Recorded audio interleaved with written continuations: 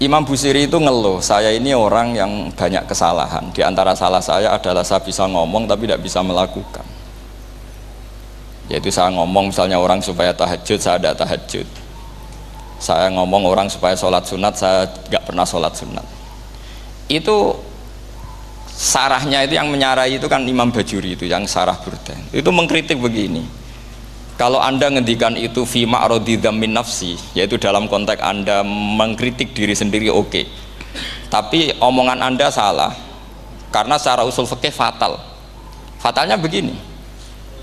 Misalnya saya nggak pernah tahajud. Ya mungkin itu nyata. Oke, mungkin itu nyata. Apakah kemudian saya tidak boleh mengatakan at-tahajjudu sunnatun? Apa saya diwajibkan diam hanya karena saya tidak pernah tahajud, terus saya seorang kiai yang haram mengatakan at-tahajjud sunnatun? Assalamualaikum warahmatullahi wabarakatuh. Bismillahirrahmanirrahim. Tabarakalladzi nazzala al-furqana ala 'abdihi liyakuna lil 'alamin nadhira. Allahumma sholli wa sallim ala sayyidina Muhammad wa ala alihi wa sahbihi wa barik wa sallim asma'in. Amma ba'du.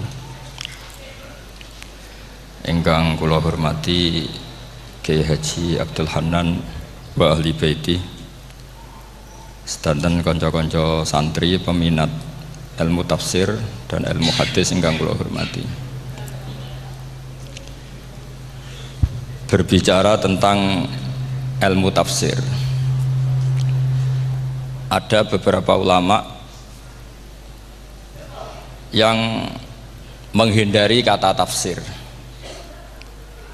karena makna tafsir itu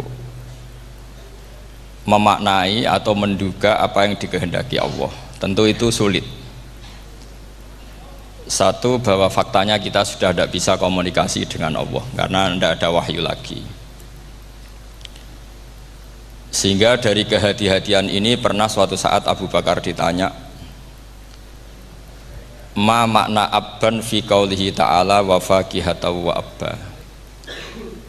Beliau menjawab, saya tidak lagi pantas hidup di atas bumi di bawah naungan langit jika saya mengatakan naqulu fil Quran, jika saya harus berpendapat tentang Quran apa yang tidak saya ketahui. Itu kehati-hatian yang dilakukan Sayyidina Abi Bakrin As-Siddiq. Tapi teori ini berbanding paradok, berbanding ekstrim, ketika bahwa Quran itu diturunkan itu sebagai hudan, sebagai petunjuk, kedua sebagai bayanan, sebagai penjelas. Dan ini yang saya yakini, kalau sebagai penjelas, Quran itu harus jelas sekali dan bisa menjelaskan. Dan Quran mensifati dirinya wal kitabil mubin, demi kitab yang memberi penjelasan. Sehingga dari sudut ini orang kafir pun mungkin memahami Quran. Dan menurut saya orang kafir pun bisa paham Quran.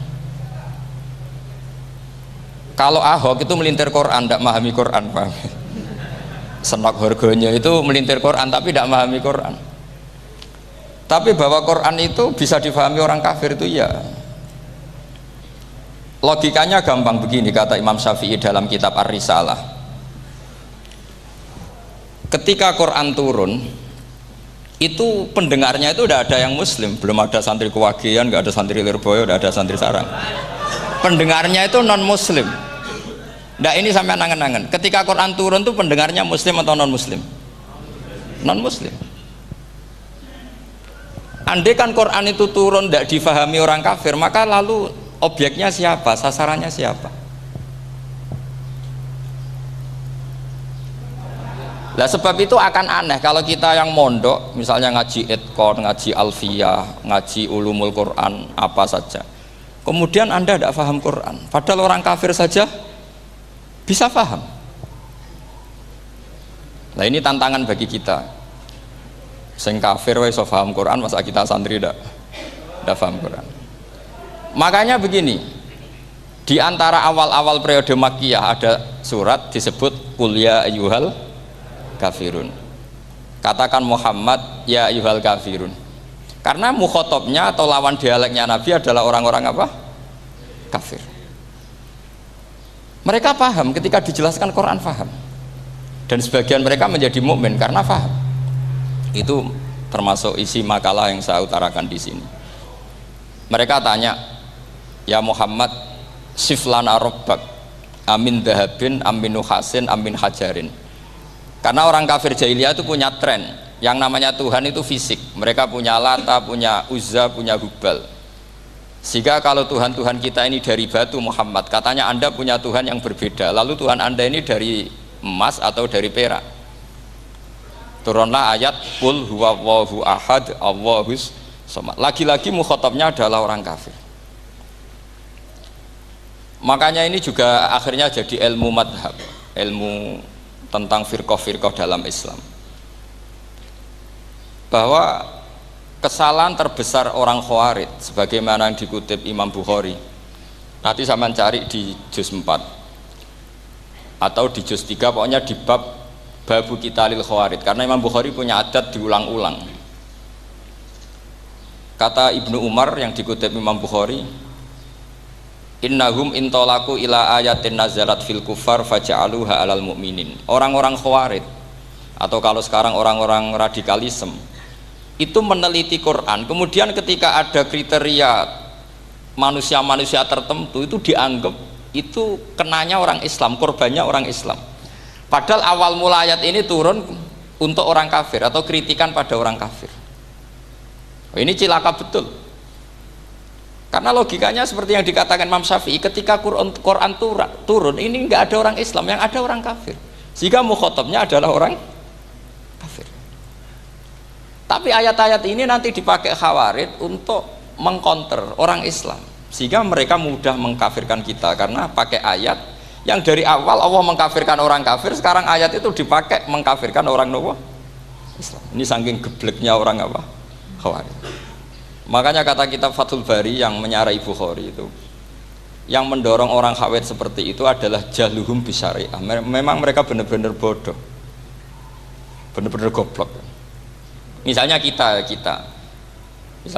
kiai atau kita ma'arif atau kita santri atau kita orang soleh, kemudian kita tidak bisa melakukan apa yang kita katakan, terus kita oke lah, kita kena kritik misalnya atakmurunan nasa bil birri watan sauna anfusakum wa antum taslunal kitab.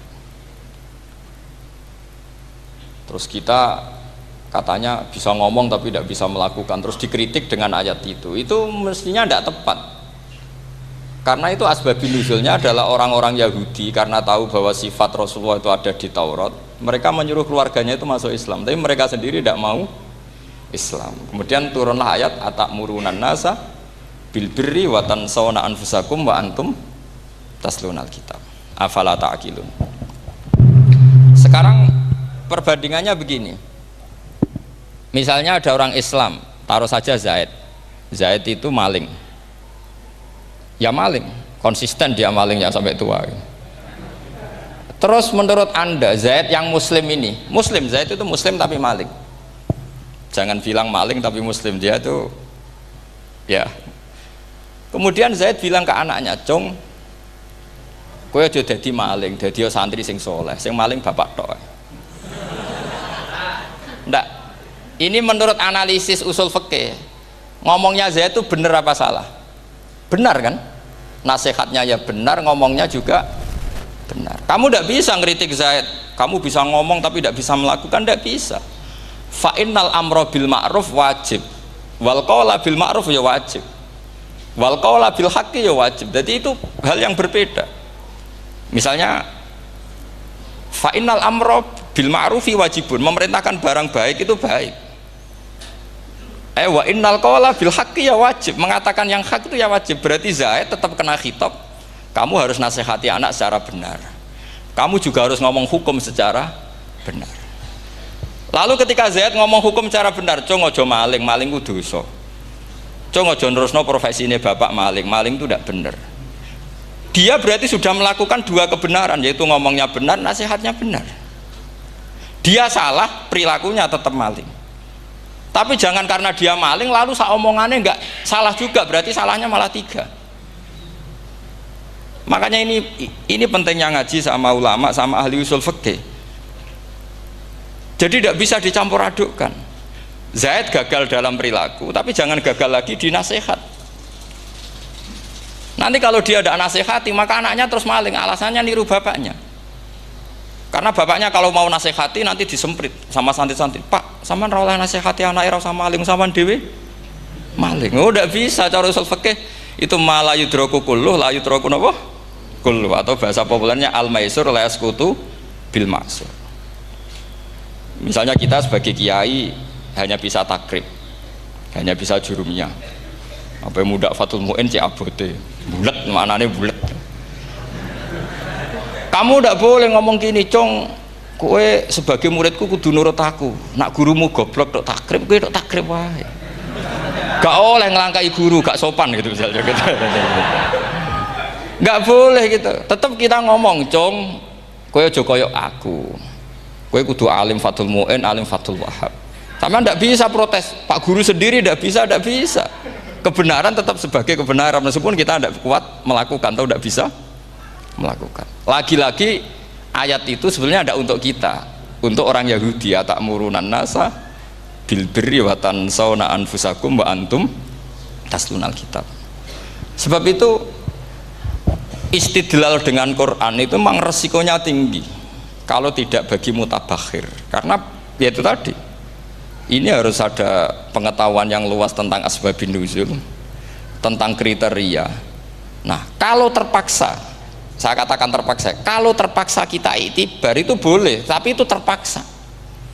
Bahwa Allah mengkritik orang yang bisa ngomong tapi tidak bisa melakukan. Tapi itu secara usul fikih itu runyam. Teori ini runyam sekali, fatal. Sampai lihat tuh di kitab Bajuri atau di kitab-kitab fikih yang lain. Ketika Shahibil Burdah atau Shahibil Bur'ah itu yang Imam Busiri itu, Muhammad bin Busiri itu. Niku salah nama tapi kadung populer. Jadi sebetulnya Imam Busiri itu Shahibil Bur'ah, bukan Shahibil Burdah, tapi kadung terkenal Burdah, kita ikut-ikutan apa? Burdah. Imam Busiri itu ngeluh, saya ini orang yang banyak kesalahan. Di antara salah saya adalah saya bisa ngomong tapi tidak bisa melakukan. Yaitu saya ngomong misalnya orang supaya tahajud, saya tidak tahajud. Saya ngomong orang supaya sholat sunat, saya nggak pernah sholat sunat. Itu sarahnya itu yang menyarai itu kan Imam Bajuri itu yang sarah Burdah. Itu mengkritik begini. Kalau Anda ngendikan itu fi ma'radi dzammin nafsi, yaitu dalam konteks Anda mengkritik diri sendiri, oke.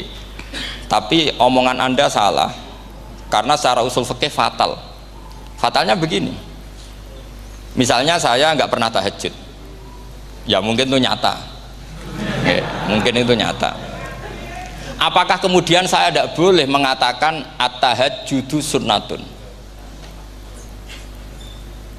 Apa saya diwajibkan diam hanya karena saya tidak pernah tahajud, terus saya seorang kiai yang haram mengatakan at-tahajjud sunnatun? Saya harus tetap mengatakan kalau tahajud itu sunnah. Saya kalau punya santri terus saya bilang, Cong, napas nganggur yuk tahajud itu sunat.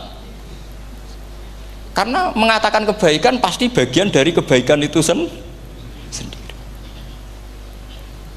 Makanya kata Imam Bajuri, fakaifa yakunul amru bil ma'rufi mazmuman. Bagaimana mungkin sesuatu yang jelas baik karena memerintahkan kebaikan mazmuman menjadi sesuatu yang tercela hanya karena yang mengatakan tidak melakukan. Fa innal fi'la ya amrun wal hukmu ya amrun akhar. Itu beda. Jangan karena Anda tidak minum teh karena diabetes, terus Anda kalau ada tamu tidak disuguhi teh. Karena saya sendiri tidak minum teh. Wah ya repot kalau gitu. Nah itu lagi-lagi tadi orang Khawarij salah ketika mengartikan ayat yang harusnya objek kritiknya itu orang kafir, kemudian karena Quran lama sekali dibaca orang Islam sampai orang itu lupa kalau Quran awalnya turun diantaranya adalah membenahi akidahnya orang kafir, sehingga korbannya orang Islam. Itu mirip seperti cerita kita ya.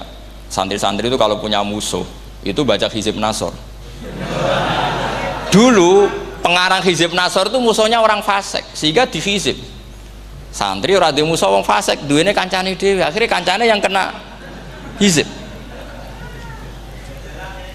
Nah ini penting saya aturkan ya, sama seperti itu. Lama sekali Quran itu hanya dibaca orang Islam dan komunitasnya Muslim, sehingga seakan-akan semua kritikan Quran itu pada orang nopo Islam. Padahal jelas Quran ada kul ya ayyuhal kafirun. Jelas mukhatabnya orang kafir. Sadaqata lakum dinukum waliyadin. Nah ini penting kalau aturakan. Makanya kalau melihat itu, Quran jelas bisa difahami orang kafir. Bahkan banyak orang kafir yang menjadi muslim karena faham maknanya apa? Faham maknanya Quran. Itu jelas sekali. Itu masyhur sekali dialeknya Nabi dengan Walid bin Mughirah, dengan Utbah, dengan banyak sekali, termasuk dengan Abu Jahal, dengan Abu Lahab. Bahkan orang-orang kafir Quraisy itu menyewa namanya Musailamah Al-Kadzab. Kalau di sini umumnya baca Musailamah apa Musailimah? Trennya di sini pakai fathah ya. Oh, itu entah ya, nggak tahu saya yang masalah yang mana itu kan, karena memang kalau dalam ilmu riwayat itu sekali salah baca itu kasus betul, kayak Sa'id bin Musayyab atau Sa'id bin Musayyib itu ketika beliau sugeng itu kalau dipanggil Sa'id bin Musayyab itu marah besar, karena maknanya Sa'id al-Musayyab itu yang ditawan. Makanya beliau bilang sayyabatni Irak wa anal Musayyib. Orang Irak mengatakan saya ini ditawan, sebenarnya saya yang menawan mereka. Tapi al-masyhur itu dibaca Sa'id bin Musayyab, padahal dia tidak mau dipanggil Sa'id bin Musayyab, Sa'id bin Musayyab. Karena nama ini penting. Pentingnya begini, ini kata Rasulullah kalau sedang guyon, kata Nabi, mbok kamu itu sekali-kali mikir, kenapa saya ini diberi nama Allah Muhammad, katanya. Ini hadis sahih di Bukhari, ada di Kitabul Adab, banyak lah tag ini. Kenapa ya Rasulullah? Allah itu senang bingung wong kafir, kata Rasulullah. Karena Abu Jahal kalau manggil saya jadi bingung. Itu kalau orang Arab kan pasti tahu maknanya. Muhammad maknanya orang yang terpuji. Sehingga kalau Abu Lahab ngomong itu jadi paradok. Hei orang yang terpuji, kamu bohong. Kan jadi aneh. Ya Muhammad kadzabta, hei Muhammad kamu bohong. Kalau diterjemahkan hei orang terpuji, kamu bohong. Itu akhirnya sahabat tertawa-tawa.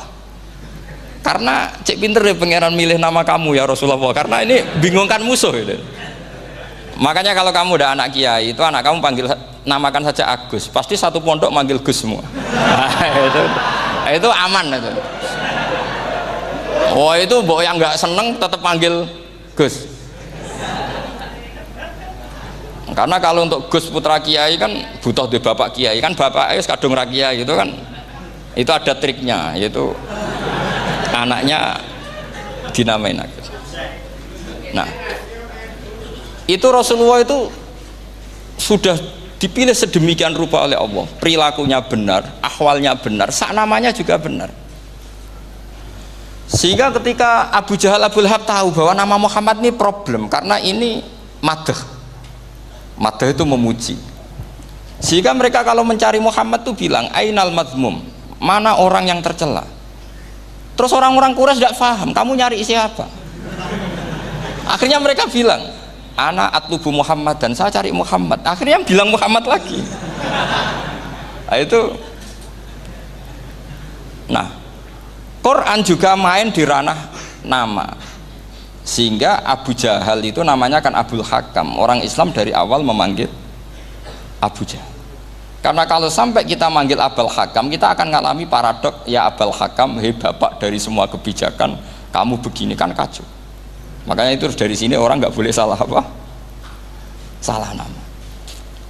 Ini penting kolaborakan, karena kadang menganalisis Quran itu satu bilisanin arabi mubin, kata Imam Syafi'i, wa innahu latanzilu rabbil alamin nazala bihir rohul amin ala qalbika litakuna minal mudhirin bilisanin arabi mubin. Di antara, kata Imam Syafi'i ini, di antara aturan pokok memahami Quran adalah dia malian bil arabiyah, dia sangat-sangat menguasai bahasa Arab. Itu masyhur dalam dialek Imam Syafi'i ini. Saman kalau ngaji takrib atau Fathul Mu'in, syarat sahnya tayamum lil musafir itu apa? Tolabul ma, mencari apa? Air. Sampai kalau di takrib dicontohkan, kalau di tempat atas nyari ke bawah, kalau ke bawah nyari ke atas. Imam Syafi'i ditanya, kaifa taqulu bi syartit tolab, bagaimana anda berpendapat bahwa tolabul ma itu wajib untuk menjadi sahnya tayamum? Terus Imam Syafi'i faqara'a falam tajidu ma'an, kamu pergi kemudian falam tajidu ma'an, kamu tidak menemukan air. Terus Imam Syafi'i mengatakan la yuqalu liman lam yatlub lam yajid wa innama yuqalu lam ya'rif, katanya. Orang yang nggak pernah mencari itu tidak bisa dikatakan lam yajid, tidak menemukan. Kalau belum mencari namanya tidak tahu. Padahal Quran bilang kamu pergi kemudian kamu tidak menemukan air. Tidak menemukan itu berarti harus mencari dulu baru dikatakan lam yajid, tidak menemukan. Kalau tidak pernah mencari namanya tidak tahu. Hanya gitu tok itu jadi ilmu bahwa tolabul ma itu wajib karena Allah mengatakan falam tajidu ma la yuqalu liman lam yatlub lam yajid wa innama yuqalu lam ya'rif. Orang dikatakan tidak menemukan berarti setelah mencari kemudian kesimpulannya tidak menemukan. Kalau belum mencari namanya apa? Tidak tahu. Nah, dari sini Imam Syafi'i istidlal wajib tolabul ma. Ini namanya malian bil arabiyah. Dia menguasai bahasa Arab. Begitu juga ulama-ulama sufi. Itu ada cerita Aba Yazid Al-Bustami, itu ada muridnya baca ayat wasiqal ladzina taqaw rabbahum ilal jannati zumara. Orang-orang takwa itu digiring menuju surga. Itu dia nangis. Muridnya kaget. Ini guru saya tidak benar, ini ada cerita surga tapi dia malah nangis karena ayatnya itu digiring. Terus kata Abu Yazid, mereka itu di mana saja, masa ke surga aja butuh digiring? Ke surga itu kan nikmat, ngapain butuh digiring? Saya tidak mau, kata dia. Abu Yazid itu gak mau digiring ke surga, itu gak mau. Muridnya kan tambah kaget, memangnya mau neraka kan gitu pikirannya itu. Ternyata beliau jawabnya sederhana, saya pas itu sudah dekat sama Allah sehingga tidak perlu digiring. Kemudian saya sudah panitia kiamat pas itu, jadi nggak perlu digiring. Nah ini nanti penting jadi satu aturan ilmu ulumul Quran. Saya di rumah itu istiqomah ngajar Qawaidul Asasiyahnya Said Muhammad yang dulu ditulis abahnya Zubdatul Itqan oleh Said Alawi. Kemudian Zubdatul Itqan itu tentu dari kitab Itqan. Terus Said Alawi dulu ngarang kitab Faidul Khobir, sarahnya Faidul Khobir sama Sayyid Muhsin Al-Musawab, dulu dari Padang tapi hidupnya di Mekah. Saya dulu talaki sama Mbah Mun. Itu ternyata ada ayatnya, innal muttaqina fi jannati wa nahar fi maq'adi sidqin 'inda malikim muqtadir. Sekarang sampean saya tanya, menurut Anda semua orang kena hisab enggak? Enggak, sampean jawab saja. Menurut Anda ketika di mahsyar semua orang kena hisab apa enggak? Pasti kita menjawab iya. Tapi kata Said Muhammad, itu keliru. Enggak kebayang orang seperti Nabi kena hisab. Pasti yang kena hisab itu orang-orang yang enggak jelas. Nah, misalnya Nabi jelas baiknya, harusnya ya langsung nggak kena hisab. Karena tidak mungkin seorang saksi kok diaudit, tidak mungkin. Lo saksi itu di pengadilan kan nggak tersangka, nggak terdakwa, dia tidak boleh diintervensi oleh hakim. Nah, Rasulullah ketika kiamat, ketika fil mahsyar, fi faslil qada itu jelas, fa kaifa idza ji'na min kulli ummatin bisyahidi wa ji'na bika ala haula'i syahida. Rasulullah sudah dekat Allah, pas mahsyar itu ada Allah, ada Rasulullah, ada Jibril. Kemudian Nabi itu mengidentifikasi, ditanya sama Allah, bener mat ini umatmu? Ya, niki umatmu ya. Kalau yang nggak jelas ya Nabi lama jawabnya. Makanya kamu jangan jadi orang nggak jelas. Nah, itu kalau sekali nggak jelas itu Nabi lama sekali jawab. Nah, artinya begini, yang kena hisab itu meskipun kata Said Muhammad, meskipun Dhahirul Quran itu menetapkan asbata umumal hisab, tapi zahirnya Quran yang sama juga menafikan hisab. Itu karena nggak mungkin, nggak kebayang kita malaikat berani menghisab afdalul khalqi. Sama bisa bayangkan malaikat mengaudit Rasulullah SAW, ahabbal khalqi ilallah, kepen cilaka mencit ya. Wong wis jejer Allah kabeh dinten audit sudah indah. Fa kaifa idza ji'na min kulli ummatin bisyahidi wa ji'na bika ala haula'i syahida. Lalu mungkar nakir juga sama. Sampean bisa bayangkan mungkar nakir tanya Nabi Muhammad. Tesnya susah.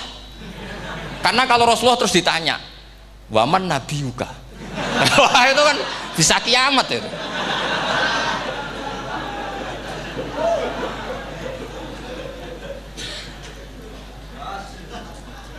Paham ya?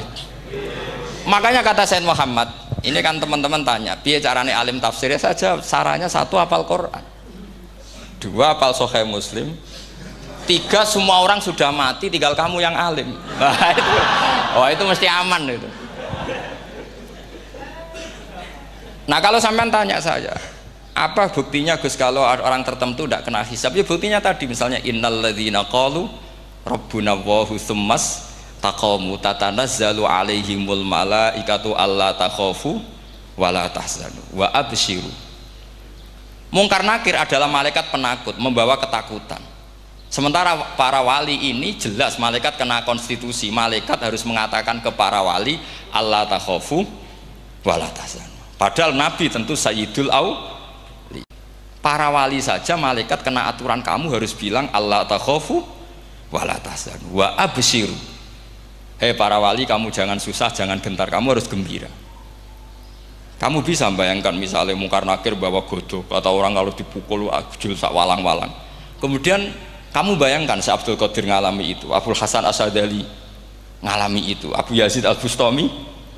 Kalau itu ngalami gitu semua, ngapain kita jadikan mursyid? Kan sama nasibnya dengan kita.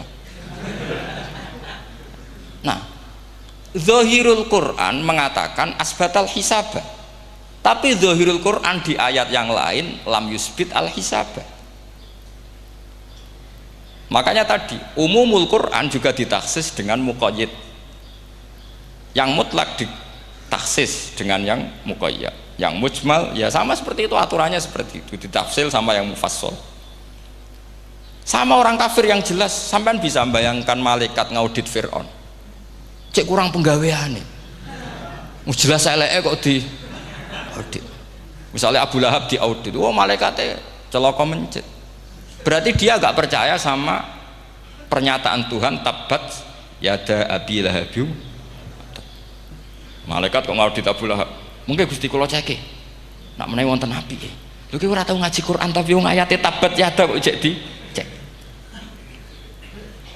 Nah, yang seperti ini masuknya kategori ulaikal ladzina satruse, mereka yang kafir bi ayati rabbihim wa liqaihi fahabitos a'maluhum fala nuqimu lahum yaumal qiyamati wasna. Jadi ada orang-orang kafir yang jelas kena aturan fala nuqimu lahum yaumal qiyamati wasna. Jelas kafirnya ya gak kena hisab, yang jelas nabinya, jelas wasinya juga gak kena hisab.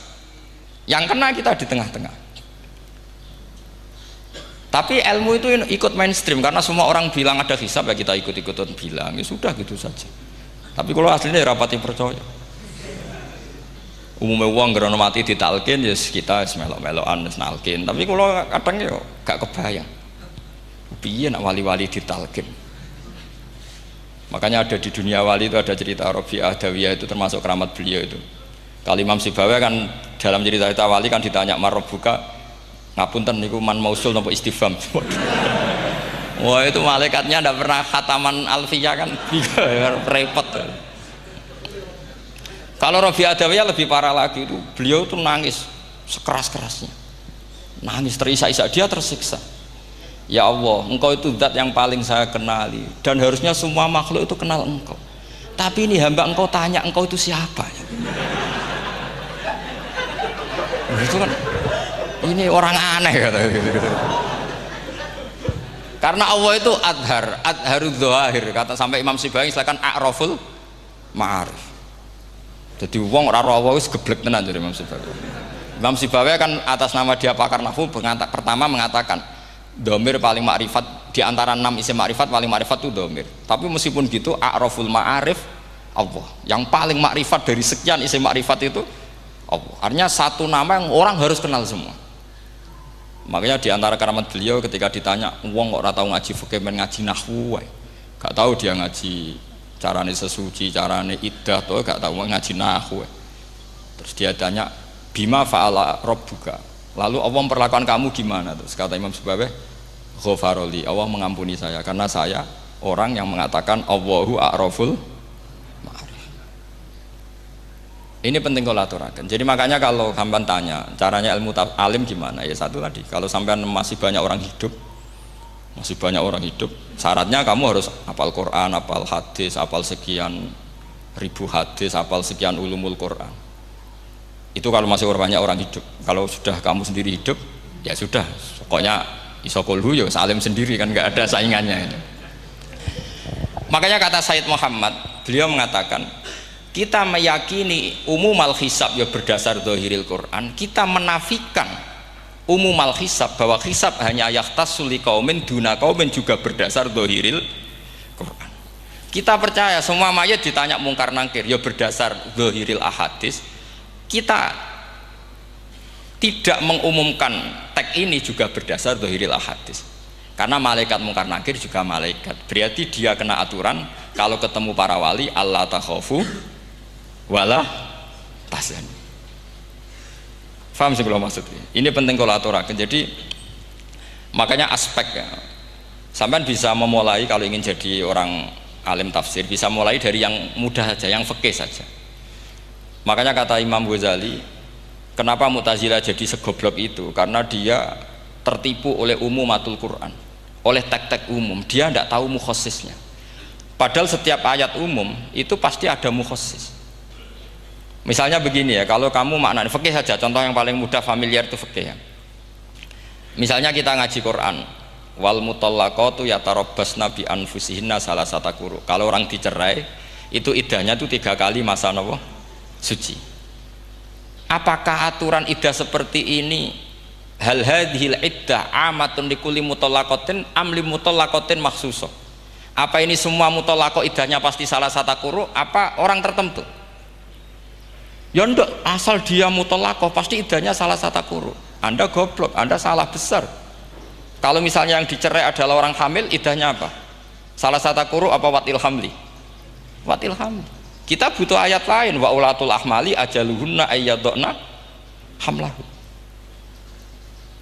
Sama seperti kita ngaji walladzina tawaffawna minkum wa yadharuna azwajan yatarabbasna bi anfusina arba'ata asyhurin wa asyra. Asal wanita ditinggal mati suaminya, maka iddahnya 4 bulan 10. Apa semuanya demikian? Enggak. Misalnya orang hamil iddahnya biwatil hamil.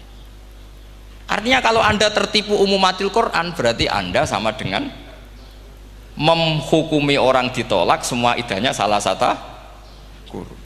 Sama misalnya orang sekarang dalil-dalil wa may yatawallahum minkum fa innahu minhum. Kalau berkawan orang kafir, maka dia menjadi kafir. Itu kan fatal. Semua nabi ya berkawan orang kafir karena dakwahnya memang sama orang kafir. Lo coba andai kan sampean hafal Quran itu sama teori itu tuh mungkin menyedihkan. Coba istilahnya Quran, wadhkur akho'at wa ila adin akhawum huda wa ila samuda akhawum. Terus semua umatnya yang kafir disebut akhawum. Akhaw itu artinya apa? Saudara. Mereka ya berkawan sama orang kafir. Makanya butuh analisis fikih untuk maknani wa may yatawallahu minkum fa innahu. Setelah dianalisis fikih, ternyata semua nabi diistilahkan wa ila madyan akhahum syuaiba wa ila adin akhahum huda. Akhaw itu artinya apa? Saudara. Kalau sampean tanya, lalu logikanya gimana? Kata kitab-kitab kan wa ingkana dasarin fajanibhu suratan, kalau ada teman buruk jauhi, kalau teman baik temani. Kalau cara usul fikih gampang, kancanan maling dosa, wong kok kancane maling, tapi nak dakwai maling apik kan? Aku ora ngancani kok dakwai dandani, selesai kan? Ngancani maling elek, nak dakwai maling apik. Demenan rondo elek, nak didik apik kan, itu seperti itu. Nah, ini penting kalau aturaken. Dan di sini ini makanya NU itu punya sejarah panjang, banyak wali-wali yang jadab, yang coro zahir itu kancanan wong fasik-fasik. Orang syariat bingung, ini wali kok berteman orang fasik. Ya kalau kamu bahasakan teman ya masalah, kalau kamu bahasakan ini binaan. Enggak, sama jawab saja, kalau dibahasakan teman masalah enggak? Masalah kan, tapi kalau dibahasakan itu binaan, selesai kan?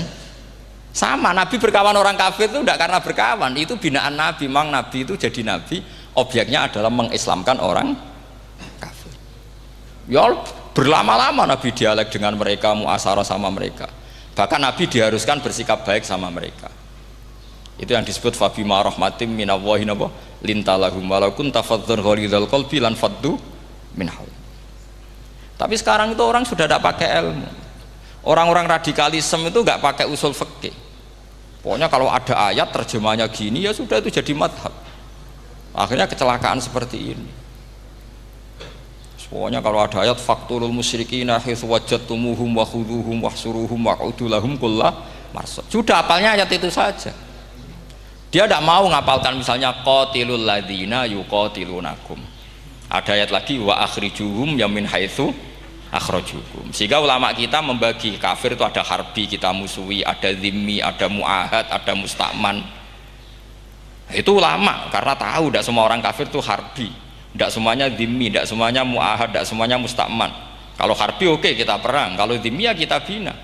Kalau mu'ahad ya sesuai perjanjian kita, kompensasinya apa, MOU-nya kayak apa. Tapi apalnya mereka ayat satu tema. Nah celakanya kita yang ngaji di pondok-pondok yang katanya spesialis ingin alim tafsir, apalnya ya satu ayat juga.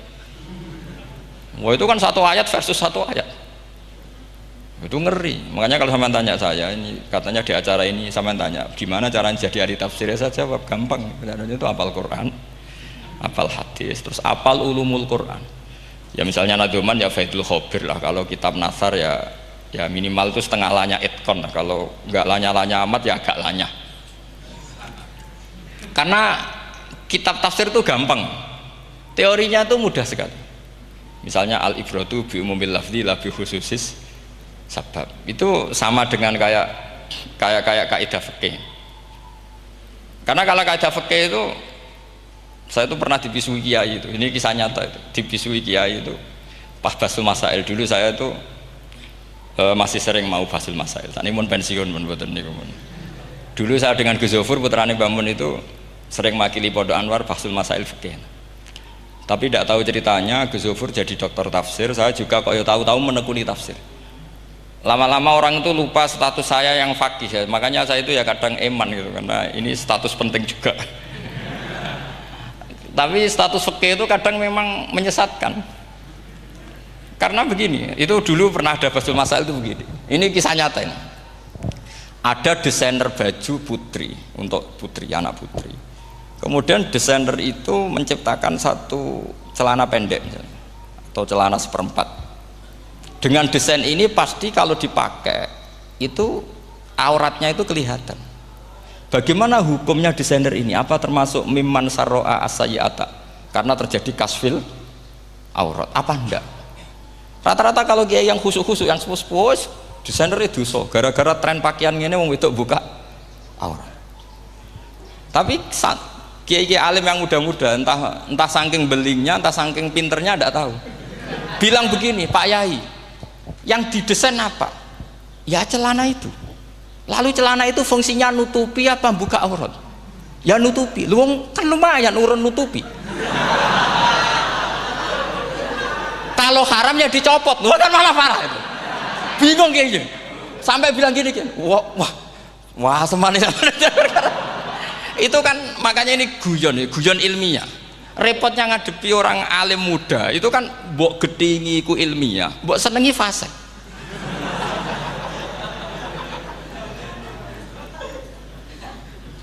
Ketika kiai yang khusyuk tadi tak tanya, kalau desainer katok seperapat,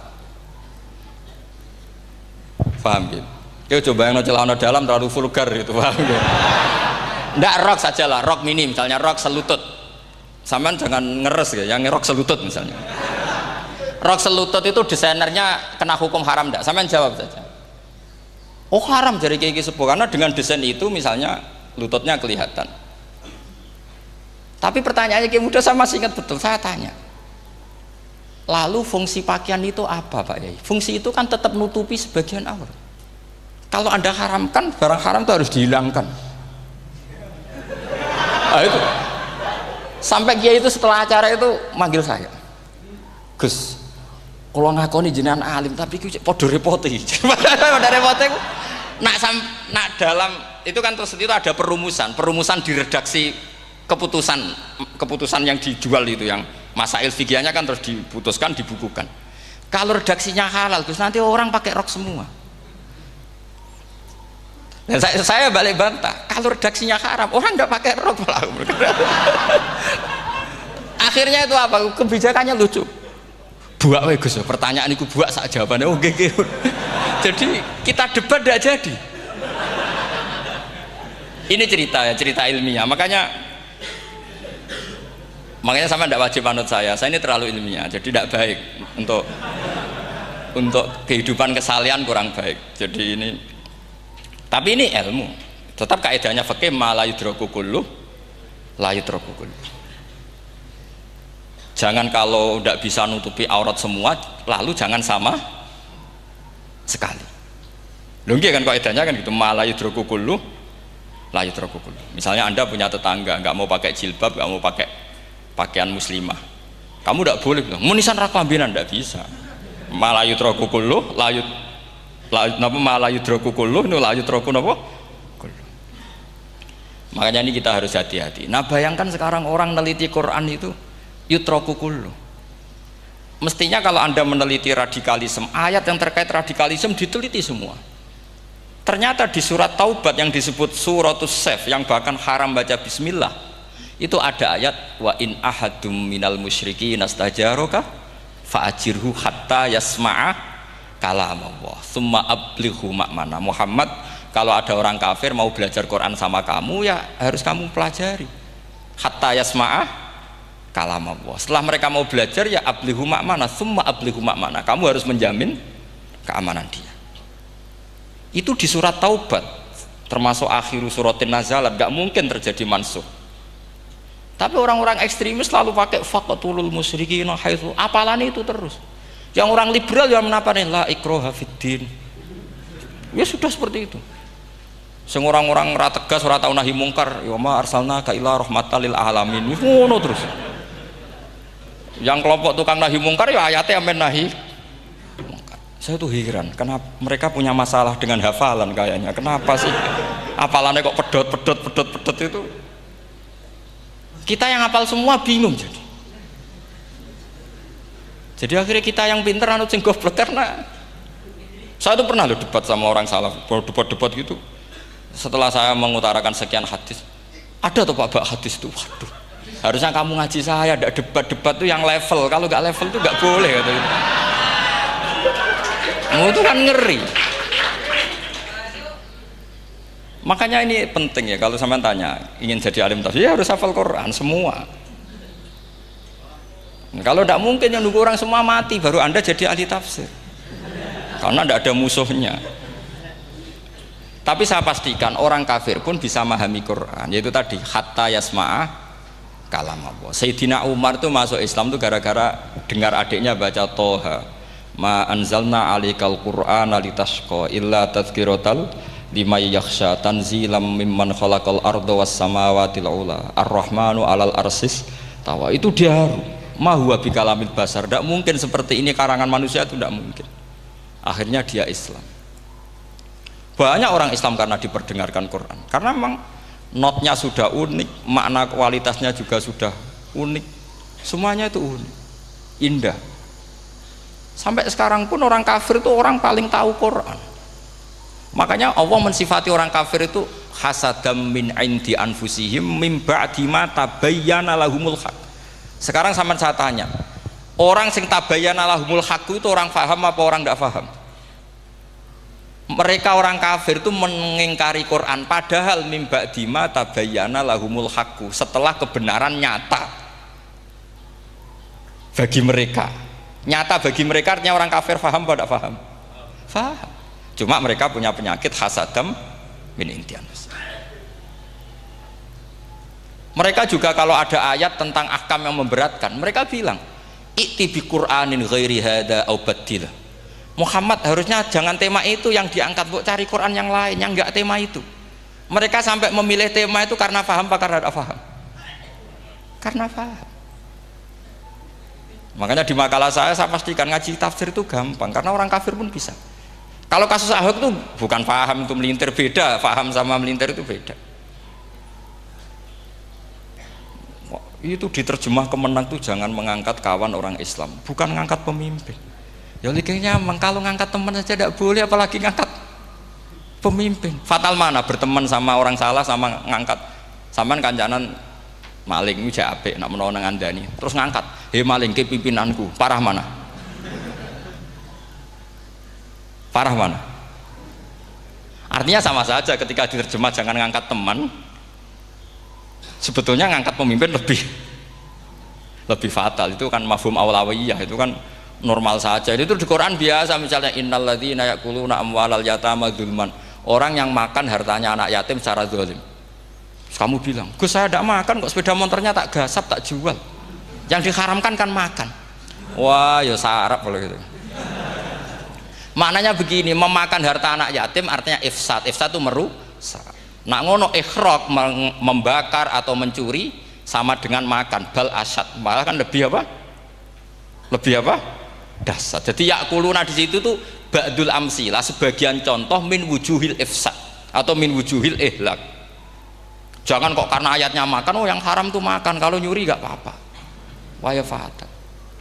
Itu kan sama dengan santri geblek ketika ada kiai necong, kowe mbek bojomu jogeman naboi. Suatu saat istrinya lapor lagi, "Pak Yai sekarang tidak naboi tapi nyadui." Karena naboi itu pakai tangan. Mereka pertama dilaporkan kiainya, "Pak Yai, suami saya itu sering memukulin saya pakai tangan gini. Jong jogeman naboi bojomu." "Nggih Pak Yai, siap." Suatu saat istrinya lapor, "Pak, tetap benjut, kenapa? Kalau nak niki disadui." Mereka pikirannya, sing haram nabok, nak nyaduk halal. Wah itu kan ngajak goblok bareng. Nah masalahnya di usul fikih kasusnya seperti itu. Makanya saya ini kadang ya maliki sekali. Kadang saya itu maliki sekali. Kadang ya. Misalnya begini, saya beri contoh. Ini yang kisah nyata ya. Ada seorang Arabi datang ke Rasulullah. Ya, tadi kan teman-teman minta juga ilmu hadis ya. Ini satu paket saja. Itu tadi nanti kalau sampean kasih lalim ndak itu sudah ada urusan saya tadi, nunggu orang mati banyak tadi. Kalau nunggu nggak usah nunggu orang mati, sarannya tadi apal tadi. Ya Rasulullah ahlak tuh, saya ini orang yang rusak. Wama ahlakaka, lalu yang bikin rusak kamu apa? Qol waqatu imroati fina hari Ramadan, saya menjima istri saya ketika masih siang, fina hari Ramadan, siang Ramadan. Walhasil Nabi tidak menyuruh hanya kodok, tapi menyuruh kafaroh. Kafarohnya itu merdekakan budak atau memberi makan 60 orang miskin atau puasa berapa? Puasa 60 hari. Atau urut merdekakan budak atau puasa 60 hari atau memberi makan sitina miskin. Oke, kita sepakat. Sepakat ya, hadis itu sahih dan diulang-ulang oleh ashabus sunan. Oke, riwayatnya agak masalah. Sekarang kita analisis maknanya. Sekarang sampean saya tanya, kalau anda misalnya sekarang jam berapa ini? Misalnya sekarang jam 9 kurang seperempat Ramadan, terus anda rokok atau anda ngopi, kepengen ngopi terus ngopi tanpa udhrin syar'iin, anda hanya wajib qadha apa bayar kafarah? Ndak, sampean jawab. Rata-rata kiai kita, oh mau wajib qadha Gus karena gak jima. Sing seru kafarah itu nak jima. Kan ngombe kopi be jima beda. Pertanyaannya tuh lucu, ini naif secara fikih masalah. Masalahnya begini. Jima bojo itu tidak zina. Jima bojo itu zina apa enggak? Enggak. Berarti dengan makan bedanya apa? Sama kan? Sama-sama amrun mubah. Sesuatu yang boleh. Kenapa hukumannya berat?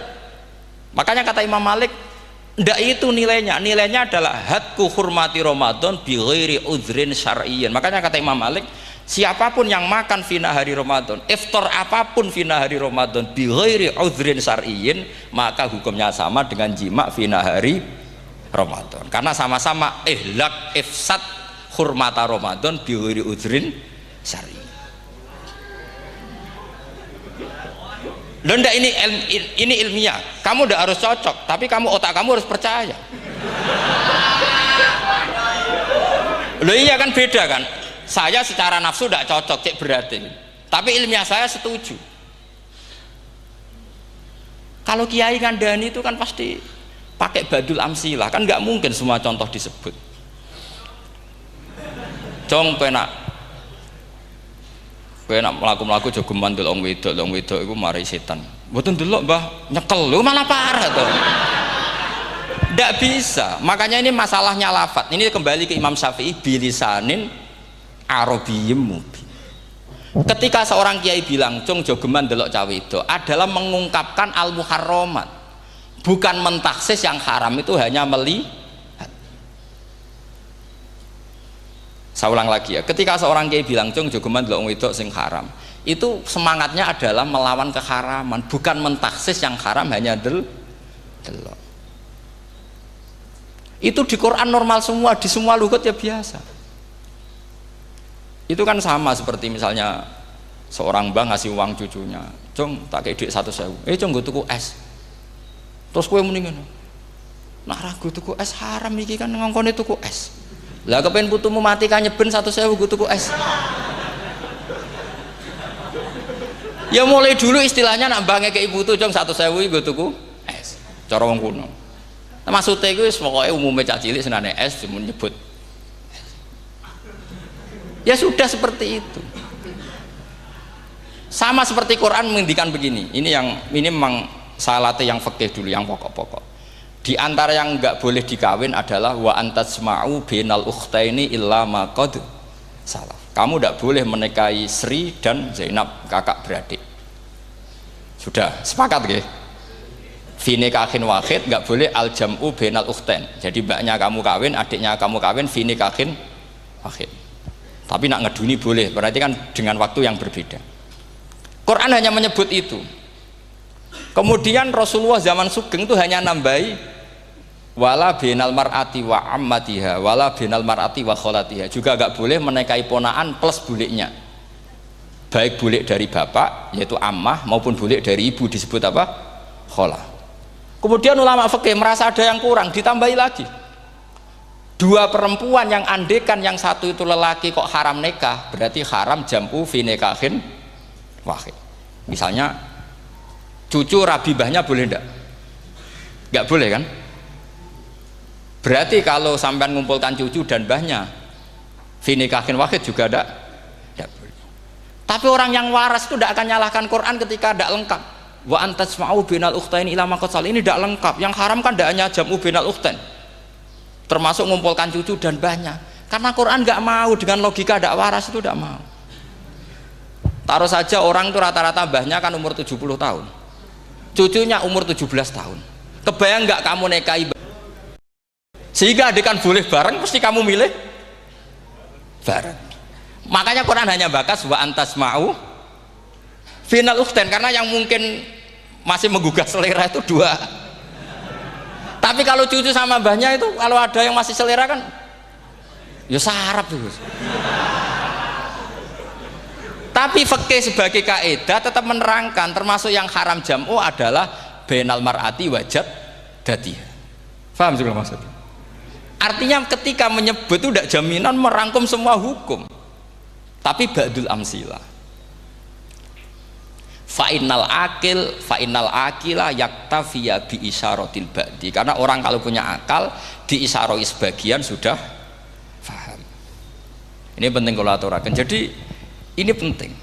Nah bayangkan sekarang banyak gerakan-gerakan ahli Quran katanya, tapi nggak memahami ilmu usul fikih. Quran ra ono ya wis. Nang Quran ra ono cerita harame asu, nak ngono asu ya halal. Ora ono Qurane.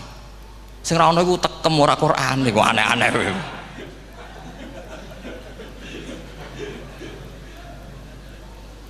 Itu kan sama, terus sampean misalnya tadi jam 09.00 Ramadan tambah udhurin syariyin terus mangan mie rokokan. Itu kan melecehkan Ramadan biguri udhurin syariyin. Karena melecehkan hurmata Ramadan kena sanksi separah itu.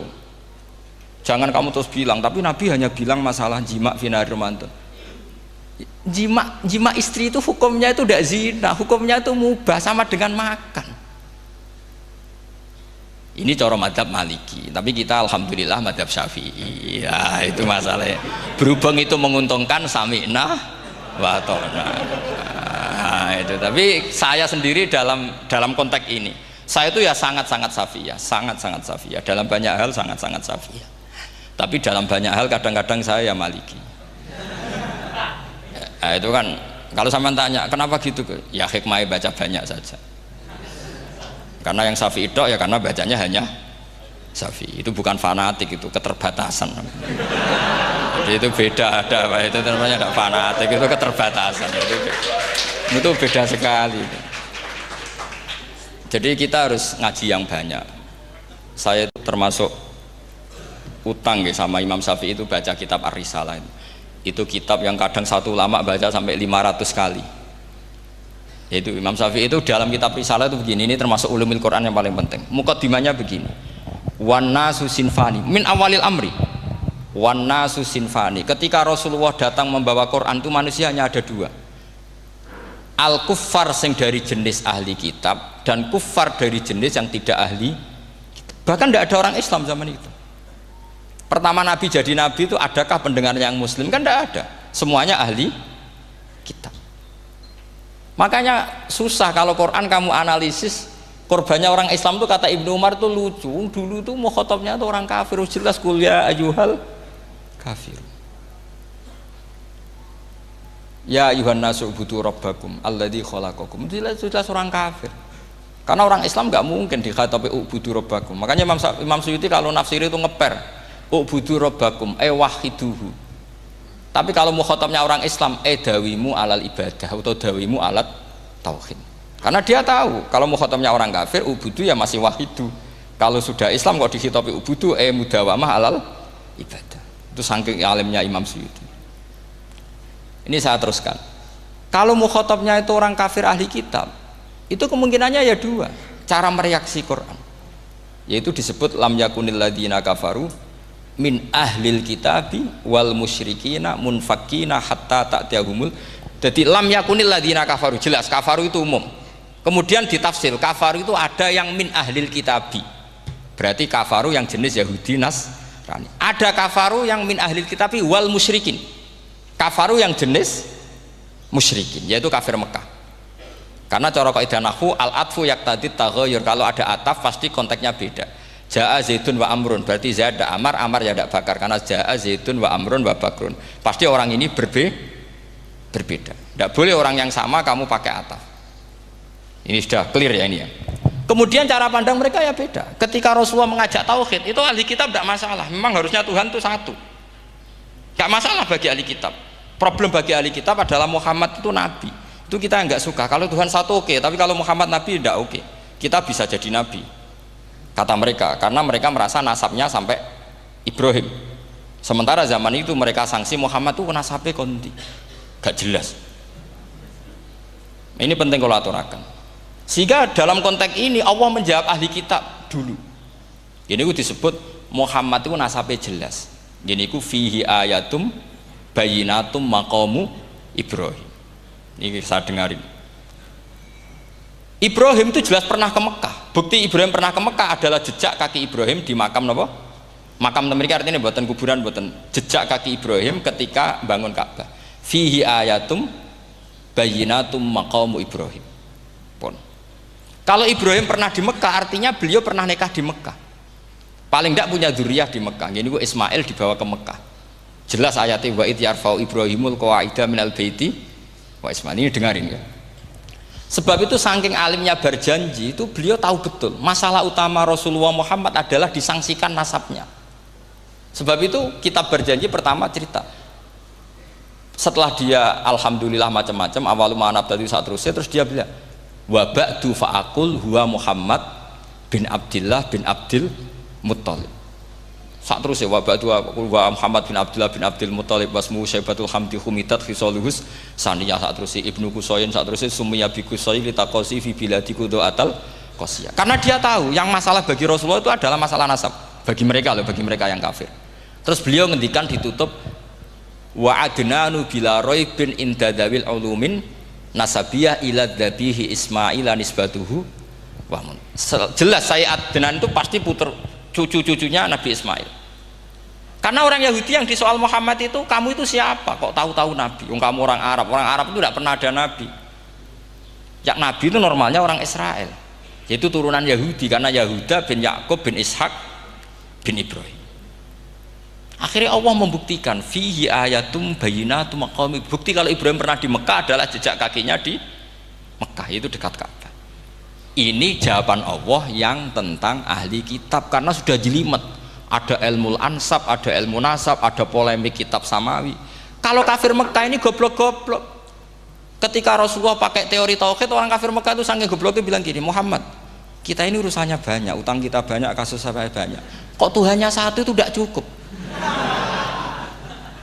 Yaitu mereka mengatakan aja'alal alihata ilahau wahida inna hadza la syai'un ujab. Bagaimana Tuhan hanya satu? Urusan kita banyak, masalah kita banyak. Tuhan nggak boleh satu, harus banyak. Sejumlah urusan kita. Ada Tuhan BPKB, Tuhan macam-macam lah. Ada Tuhan kredit, Tuhan kas, macam-macam lah kan. Sesuai sebanyak urusan kita. Mereka tanya aja'alal alihata ilahau wahida. Masa Tuhan satu? Inna hadza la syai'un ujab. Ini aneh. Tapi Rasulullah dengan sabarnya. Kalau yang seperti ini Allah menjelaskannya beda dengan yang pertama, karena tadi orang kafir itu bisa min ahlil kitab, bisa wal musyrikin. Lam yakunil ladzina kafaru min ahlil kitab. Ada yang wal musyrikin. Semuanya ini tidak pernah munfakina hatta ta'tiyahumul bayyinah. Mereka tidak pernah tercerabut dari pikiran mereka, dari mainstream mereka sampai ada bayyinah. Bayyinah itu kejelasan kebenaran atau benar yang begitu jelas. Itu siapa? Rasulun minallah yatslu suhufam mutahhar. Akhirnya Nabi sabar. Saking sabarnya Nabi itu ngomong gini, ya di khalayak umum, mukhatamnya ya kafir semua. Hei saudara-saudara kami suku Quraisy, kita ini sebangsa. Nabi tanya, Muhammad, ajaran kami itu benar karena kami itu orang yang kita percaya. Tapi kali ini Anda aneh karena ngajak satu Tuhan. Itu tidak mungkin. Urusan kita banyak, satu Tuhan enggak mungkin. Tuhan harus banyak. Kita punya 3 aja kurang banyak kan, hanya punya Lata, Uzza, Hubal. Rasulullah dengan sabarnya ngendikan gini, hei kaumku, kalau kamu jadi pembantu, jadi buruh, senang mana punya majikan banyak sama majikan satu? Kalau majikannya banyak, itu perintahnya beda-beda, seleranya beda. Semua harus kamu lakoni, semua harus kamu taklui karena kamu harus nurut. Wah ya repot mat kalau di majikan banyak, ngerepoti mesti.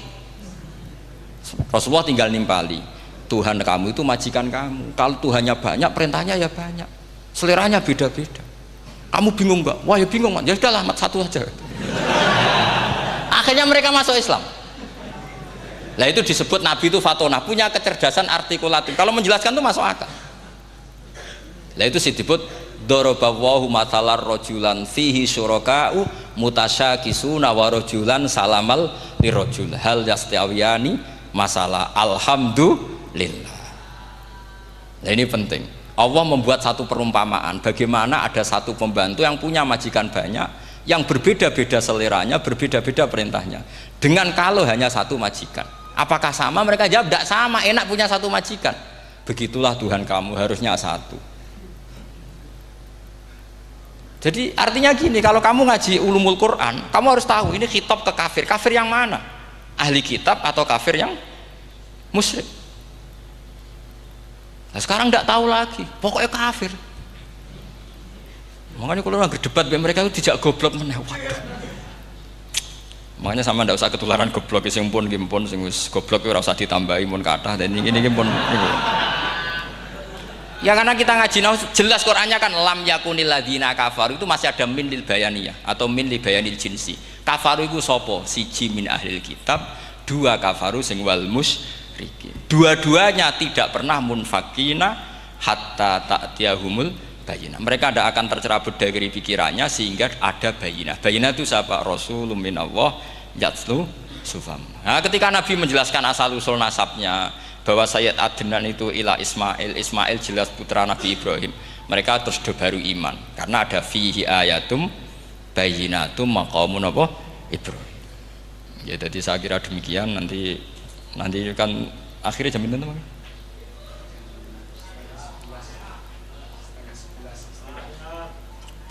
Oh, niki jam pinten istiwa? Nggih, terus saya pikir niku nggih. Kalau misalnya tadi ada tanya jawab ya tanya jawab carane ngalim saja kan. Itu lebih realistis. Karena kalau sampean iskal misalnya saya iskal dengan ini kan malah membingungkan. Kalau kamu terkenal pinter iskal kita gobloke. Nah wis pinter kok iskal gitu. Jadi saya niru ilmunya Abu Nawas. Abu Nawas tidak bisa pidato. Nggak bisa pidato, suatu saat dipaksa pidato sama khalifah itu. Hei para hadirin, kamu pinter apa goblok? Lah mereka pinter, mau ngandani wong pinter, terus pinter kok juga ngandani gitu. Akhirnya hadirin itu kan karena seneng sama Abu Nawas itu seneng. Ya sudah Abu Nawas, kalau gitu kita goblok. Aku mau ngambil wong goblok. Akhirnya terus wassalamualaikum warahmatullahi wabarakatuh. Jadi itu Abu Nawas juga bisa pidato, tapi dia tahu saja caranya menyelesaikan masalah. Jadi itu Abu Nawas. Jadi ya orangnya kacau tapi cerdas itu, makanya jadi guyonan. Sebenarnya Abu Nawas itu figur yang nyata, tapi tidak senaif yang diceritakan orang-orang di anekdot itu. Ya beliau itu orang soleh ketika era Harun ar-Rasyid.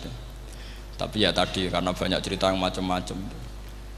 Ya, Abu Nawas itu makanya ini cerita anekdot. Jadi riwayatnya nggak jelas tapi lucunya jelas gitu. Jadi itu. Dia itu mangkel punya tetangga profesor ahli astronomi. Adiknya aku mau iso omong tok. Abu Nawas mau pinter molak-malik omong kan masyhur itu dia cerita hari Senin tanggal sekian lihat Abu Nawas di alun-alun mau terbang.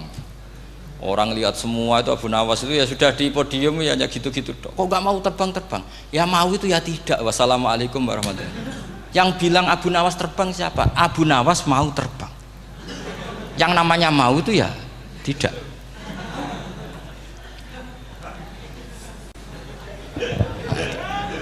Pernah dia itu lomba sama Harun ar-Rasyid. Siapa paling banyak pengunjung rumahnya di alun-alun. Harun ar-Rasyid bikin khemah, dia bikin khemah. Tentu cerita ini bohong, yakini ini bohong. Memangnya ini bohong tenang. Makanya ini anekdot hanya guyonan. Harun ar-Rasyid karena dia raja itu ada apel, ada makanan macam-macam. Ya tentu pengunjungnya banyak. Batas akhir itu penilaian jam 12 malam. Abu Nawas tenang, satu pun nggak ada pengunjung, nggak ada makanan, nggak ada apa. Pas jam 12 rumahnya dia, kemahnya dibakar. Orang ke dia semua. Tit menang dia karena jumlahnya. Bahkan Harun ar-Rasyid itu datang ke kemahnya dia. Karena lombanya kan pengumpulan massa terbanyak tit jam 12. Harun ar-Rasyid pikirannya santri ya guys, sugoi jajan mesti teko, pikirannya gitu. Abu Nawas pikirannya beda, jenenge ana kebakaran pasti datang. Wis dihitung biaya khemah sama hadiahnya banyak hadiahnya. Yang ahli falak ini punya ilmu yang rasional, yang pinter sekali. Dia ilmuwan bahwa bumi itu bulat-bulat. Nah, saya lagi tren meyakini bumi flat niku ya kacau niku. Mau gara-gara penjelasan sing sepihak. Niku wong nganggur. Lah wong ilmuwan kok sentimennya perkara wedi dhuwit.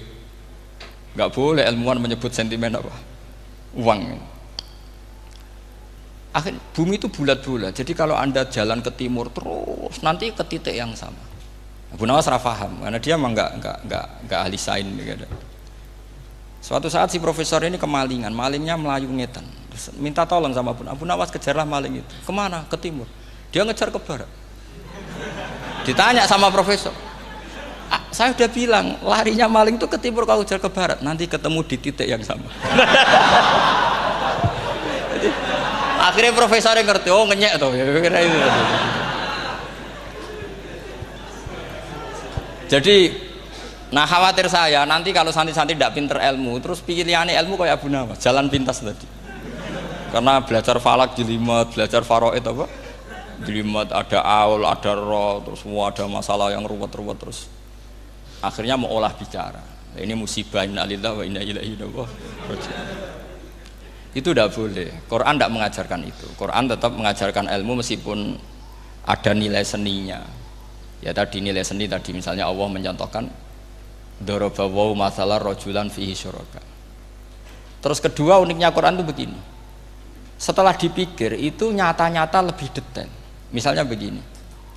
Ketika Allah mencontohkan ba'udah itu nyamuk. Itu orang-orang kafir itu bilang gini, ya Muhammad, Tuhan Anda kehilangan stok ilmiah.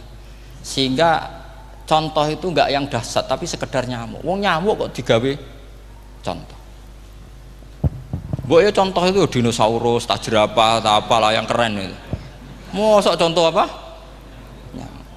Terus Allah menjelaskan innallaha la yastahyi ayyadriba napa mathalam ma. Contoh apa saja? Apa saja itu ditafsiri ba'udatan fama faqaha. Entah itu nyamuk, fama faqaha atau yang di atasnya nyamuk, maksudnya di atasnya itu filkillah atau fisighor atau yang di atas nyamuk yang lebih kecil ketimbang nyamuk.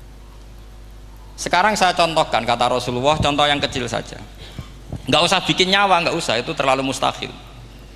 Seorang pemahat patung, terus kamu pesen, Pak aku gaekno patung gajah, mesti muni sanggup. Tak muni, Pak gaekno patung gajah ukurannya ya semestinya gajah. Oke, tapi Pak aku gaekno patung nyamuk, ukurannya ya sak nyamuk. Kira-kira sanggup apa enggak? Artinya ketika Allah gawe nyamuk itu lebih sulit ketimbang gawe gajah apa lebih mudah? Lebih sulit. Karena nyamuk yang sudah kecil, dia punya alat kelamin terus seberapa juga? Alat kelaminnya juga tetap harus ada lubangnya terus seberapa juga? Temen saya malah ada yang cangkem elek bilang gini, lalu ya punya kumannya seberapa? Nah ini pentingnya ngaji akal. Kamu jangan hanya bilang, wow dinosaurus, jerapah, seru nyamuk. Nah karena orang sudah ada itibar dengan nyamuk, didatangkanlah nyamuk banyak. Sebenarnya nyamuk banyak itu mergo mangkel, gak diperhatikan itu. Makanya terus. Lah ini saya tahadus binemat, istri saya itu sering protes. Istri saya kalau manggil saya Gus karena orang Jawa Timur itu sama-sama jagongan itu, saya itu tidak pati sering digigit, namun ya digigit tidak sesering sampean, itu jelas ini. Terus saya tanya, Gus punya doa apa, kenapa tidak pati begitu digigit nyamuk? Saya bilang karena saya sudah tahu hikmahnya nyamuk, jadi harusnya dia sudah tidak nyerang saya, kata saya itu. Makanya ini ijazah, agak mandi salah sampean itu. Karena tadi logika yang terbangun gitu. Kalau Allah bikin gajah, melubangi belalai gajah itu masih masuk akal. Bahkan saat kita bikin patung masih bisa. Tapi kata tadi nyamuk itu sudah kecil, harus punya usus, harus punya alat kelamin, harus punya telur. Telurnya juga detail lagi. Ini disebut innallaha la yastahyi ayyadriba mathalam ma ba'udah. Sehingga ba'udah di mata ahli tafsir, di mata ulama ini contoh yang luar biasa. Tapi di mata orang-orang yang nggak seneng mikir, kok terima nyamuk itu. Makanya saya minta kangkang di sini bisa makan itu harus syukur. Makan itu luar biasa. Saya itu sering nyontohkan di Jogja ini. Saya punya temen sakit, kalau nggak ada obat dari Belanda itu mati. Kalau ini nggak dapat obat bagus dari Belanda atau dari Jerman itu meninggal. Berapa bulan lagi matinya? 3 bulan. Kalau nggak sampai dapat obat mati 3 bulan. Oh masih mandi obat yang di Jogja, apa itu makan atau minum? Kalau orang tidak minum tidak sampai 3 bulan sudah mati. Boleh orang itu mikir seperti itu. Tapi kita ini kalau obat dari Jerman, dari Belanda itu hebat. Kalau enggak kita mati sebulan lagi, 3 bulan lagi. Allah bikin obat pada kita tiap hari, yaitu kita bisa makan, bisa minum. Itu kalau sekali nggak makan 5 hari bisa mati sama. Tapi kita karena ngakan itu hal yang biasa, nak duit iso utang terus dianggap biasa. Ini kalau ulama masalah besar. Punya otak seburuk itu masalah besar bagi ulama.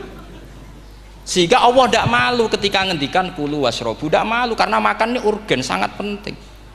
Dan Allah tidak malu meskipun Quran itu temanya kelas tinggi, biasa Allah mengatakan jong kowe kulu minta ibadi marusangnakum, kamu makanlah. Karena minum obat itu kebutuhan kita ketika sakit. Tapi kalau makan adalah kebutuhan kita sihatan wasukman, saat sakit maupun saat sehat. Nah, kalau Anda dengan kualitas ini, ketika Allah membicarakan makanan itu Anda akan respect sama Allah karena memang ini urgen betul. Tapi kalau Anda cara berpikir gini, hanya cari horo ibal ilmu yang aneh, yang seru, kamu baca ayat itu akan menjadi biasa-biasa saja. Dan itu masalah bagi mahabbah Anda pada Al-Quranul Karim. Ya saya kira demikian. Terus mangke saya pikir tidak etis ya, karena ini Jumat nanti sing biasa itikaf nanti terganggu. Nanti saya ada ke problem ya. Kalau ada tanya jawab ya saya mohon tadi ya, karena ini zaman akhir saya memang butuh sekali. Kenapa saya mau datang? Satu, hormat Kiai Hanan, Dua, saya memang ingin banyak mufassir lagi. Jangan hanya lewat baca terjemah kemudian merasa menjadi ahli apa? Quran atau ahli tafsir. Itu musibah besar itu. Masalah besar itu. Ya pokoknya saya mohon lah. Ya setidaknya gitu. Misalnya orang kafir. Kamu cari saja orang kafir. Ternyata ada yang harbi, ada yang dhimmi, ada yang mu'ahad, ada yang musta'man. Lalu dalam tarikh ada kafir Yahudi, kafir Nasrani, kafir ahli kitab. Kalau di fikih ada kafir yang lahum kitabun, ada yang tidak lahum kitabun. Kalau yang lahum kitabun disebut ini kitabiah kholiso, yang tidak. Itu kan beda-beda di fikih. Boleh nikahnya ndak, khilu dhabihatihim atau tidak, itu kan detail sekali. Makanya saya mohon ini latihan detail. Oke, sampean tetap ngaji, sering khatam itu bagus karena mengumpulkan semua ilmu. Tapi sampean harus menganalisis secara apa? Saya dulu ngaji Mbah Mun Muslim ya kilatan. Tapi saya ngapalkan sama Gus Subab. Gus Subab putrane Mbah Mun, dulu muridnya Said Muhammad. Saya itu tak pelajari lagi di rumah. Tak analisis lagi setelah besar sampai sekarang karena ya itu beda. Kita selalu Rabbi zidni apa? Ilmu. Misalnya begini contoh ya, contoh. Kita mungkin tahu maknanya ayat tertentu itu begini. Misalnya begini. Faqula lahu qaulal layyinal la'allahu yatadzakkaru aw yakhsha. Musa dan Harun, jika kamu datang ke Fir'aun, maka kalau ngomong, kalau dakwah itu qaulal layyinan, dengan dakwah yang halus. Nggih, qaulal layyinan. Ini bagi yang ekstremis harus baca dialek ini. Ini kisah nyata yang diceritakan Habib Zain bin Semit ketika ngarang Al-Manhajus Sawi. Juga diulang-ulang di beberapa kitab. Suatu saat ada ustadz, corong Jawa Kemelinti, datang ke Harun Ar-Rasyid. Harun Ar-Rasyid ini Banil Abbas, termasuk zuriyahnya Abdullah bin Abbas. Karena Harun Ar-Rasyid sebagai khalifah tentu salahnya banyak, namanya pejabat pasti salahnya banyak. Meskipun kebaikannya juga banyak, tapi salahnya juga banyak. Kalau kita kan tidak pejabat, salahnya tidak banyak, tapi prestasinya juga tidak banyak. Ya kan, misalnya ada tamu Raja Salman, katanya hormat tamu wajib, kamu kan tidak bisa hormat. Karena dia juga tidak mau dihormati kita kan. Nah terus si ustadz tadi datang begini. Saya itu masih hafal teksnya. Ya Amirul Mukminin, inni nasihun lak famusyaddidun alaika fala tajidanna ala nafsika fi nafsika alayya syai'an. Saya ini mau nasihati Anda, tapi saya maaf sekali karena nasihat saya ini kasar sekali. Musyaddid itu kasar, keras. Fala tajidanna fi nafsika alayya syai'an. Saya mohon jangan dimasukkan hati lah. Makanya terjemah bebasnya jangan masukkan hati. Katanya Harun Rasyid langsung marah. Uskut ya jahil, kamu itu ustadz bodoh. Kamu tidak boleh keras sama saya. Dia masih bantah, saya keras sama Anda karena Anda salahnya banyak. Terus apa kata Harun Ar-Rasyid? Inna wa ta'ala qad arsala man huwa khairum minka ila man huwa syarrum minni. Wa ma'adzalika qala ta'ala faqula lahu qaulal layyinan. Allah mengutus orang yang jelas lebih baik ketimbang kamu, yaitu Musa dan Harun. Musa dengan ustadz ini baik mana? Tidak, sama jawab saja. Baik Nabi Musa kan? Ilaman huwa syarrun minni. Fir'aun dengan Harun Ar-Rasyid buruk mana? Buruk Fir'aun. Itu saja masih dengan etika faqula lahu qaulal layyinan. Musa dan Harun kamu harus sopan. Tidak wae Fir'aun wajib sopan, tidak wae aku ora sopan. Nah ini sudah iktibar dari terjemah netral atau terjemah yang datar bahwa Allah ngutus Musa dan Harun ke Fir'aun dan Musa dan Harun diharuskan qaulal layyinan. Tapi menjadi energi mafhum yang luar biasa. Nak dakwai Fir'aun wae qaulan layyinan apa maneh dakwai padha-padha mukmin. Makanya kata Harun Rasyid, uskut ya jahil. Inna wa ta'ala qad arsala man huwa khairum minka ila man huwa syarrun minni. Wa ma'adzalika qala ta'ala faqula lahu qaulal layyin. Ya saya kira demikian, saya kembalikan ke moderator.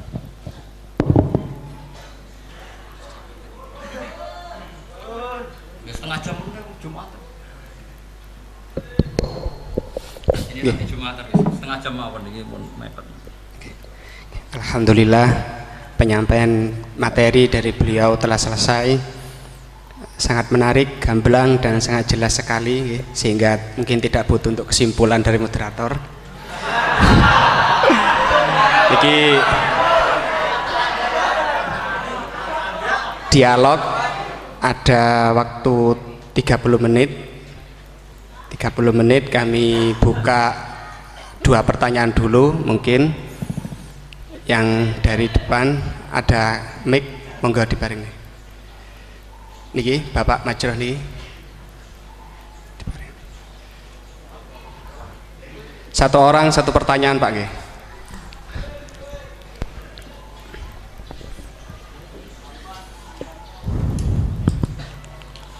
Terima kasih waktunya kepada Kiai Ahmad Bahauddin Nur Salim. Saya mau bertanya mengenai tadi yang disampaikan bahwa setiap umumul Quran pasti ada mukhasisnya.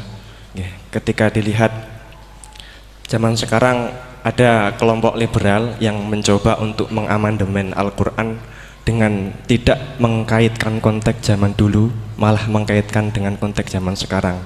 Ambil contoh dalam permasalahan ibadah haji, mereka ingin merubah haji wukufnya nggak cuma di bulan Dzulhijjah tetapi di bulan Syawal pun juga boleh. Jadi sudut pandang panjenengan gimana masalah apakah memang bisa keuniversalan Al-Quran itu pada zaman sekarang dibuat sesuai konteks sekarang?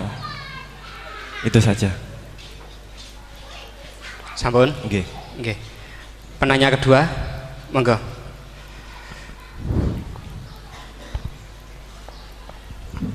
Assalamualaikum warahmatullahi wabarakatuh. Waalaikumsalam. Dumateng Yai, ini ada pertanyaan tentang penafsiran Al-Quran berdasarkan ilmu sains. Untuk abad sekarang kita mengenal teori ledakan besar yang sudah sangat populer.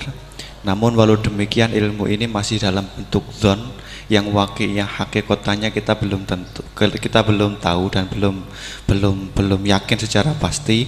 Namun teori ledakan besar ini kemudian disinkronkan dengan Al-Quran dengan penafsirannya bahwa ternyata di dalam Al-Quran itu sudah ada teori ledakan besar. Pertanyaan saya begini, menimbang ilmu teori ledakan besar ini adalah ilmu dzon, ini masih memungkinkan ilmu ini salah, sehingganya penafsiran terhadap Al-Quran ini menimbulkan kekhawatiran, yakni kalau ilmu ini sebenarnya salah kemudian disinkronkan dengan Al-Quran, nanti ada penyalahan dalam penafsiran.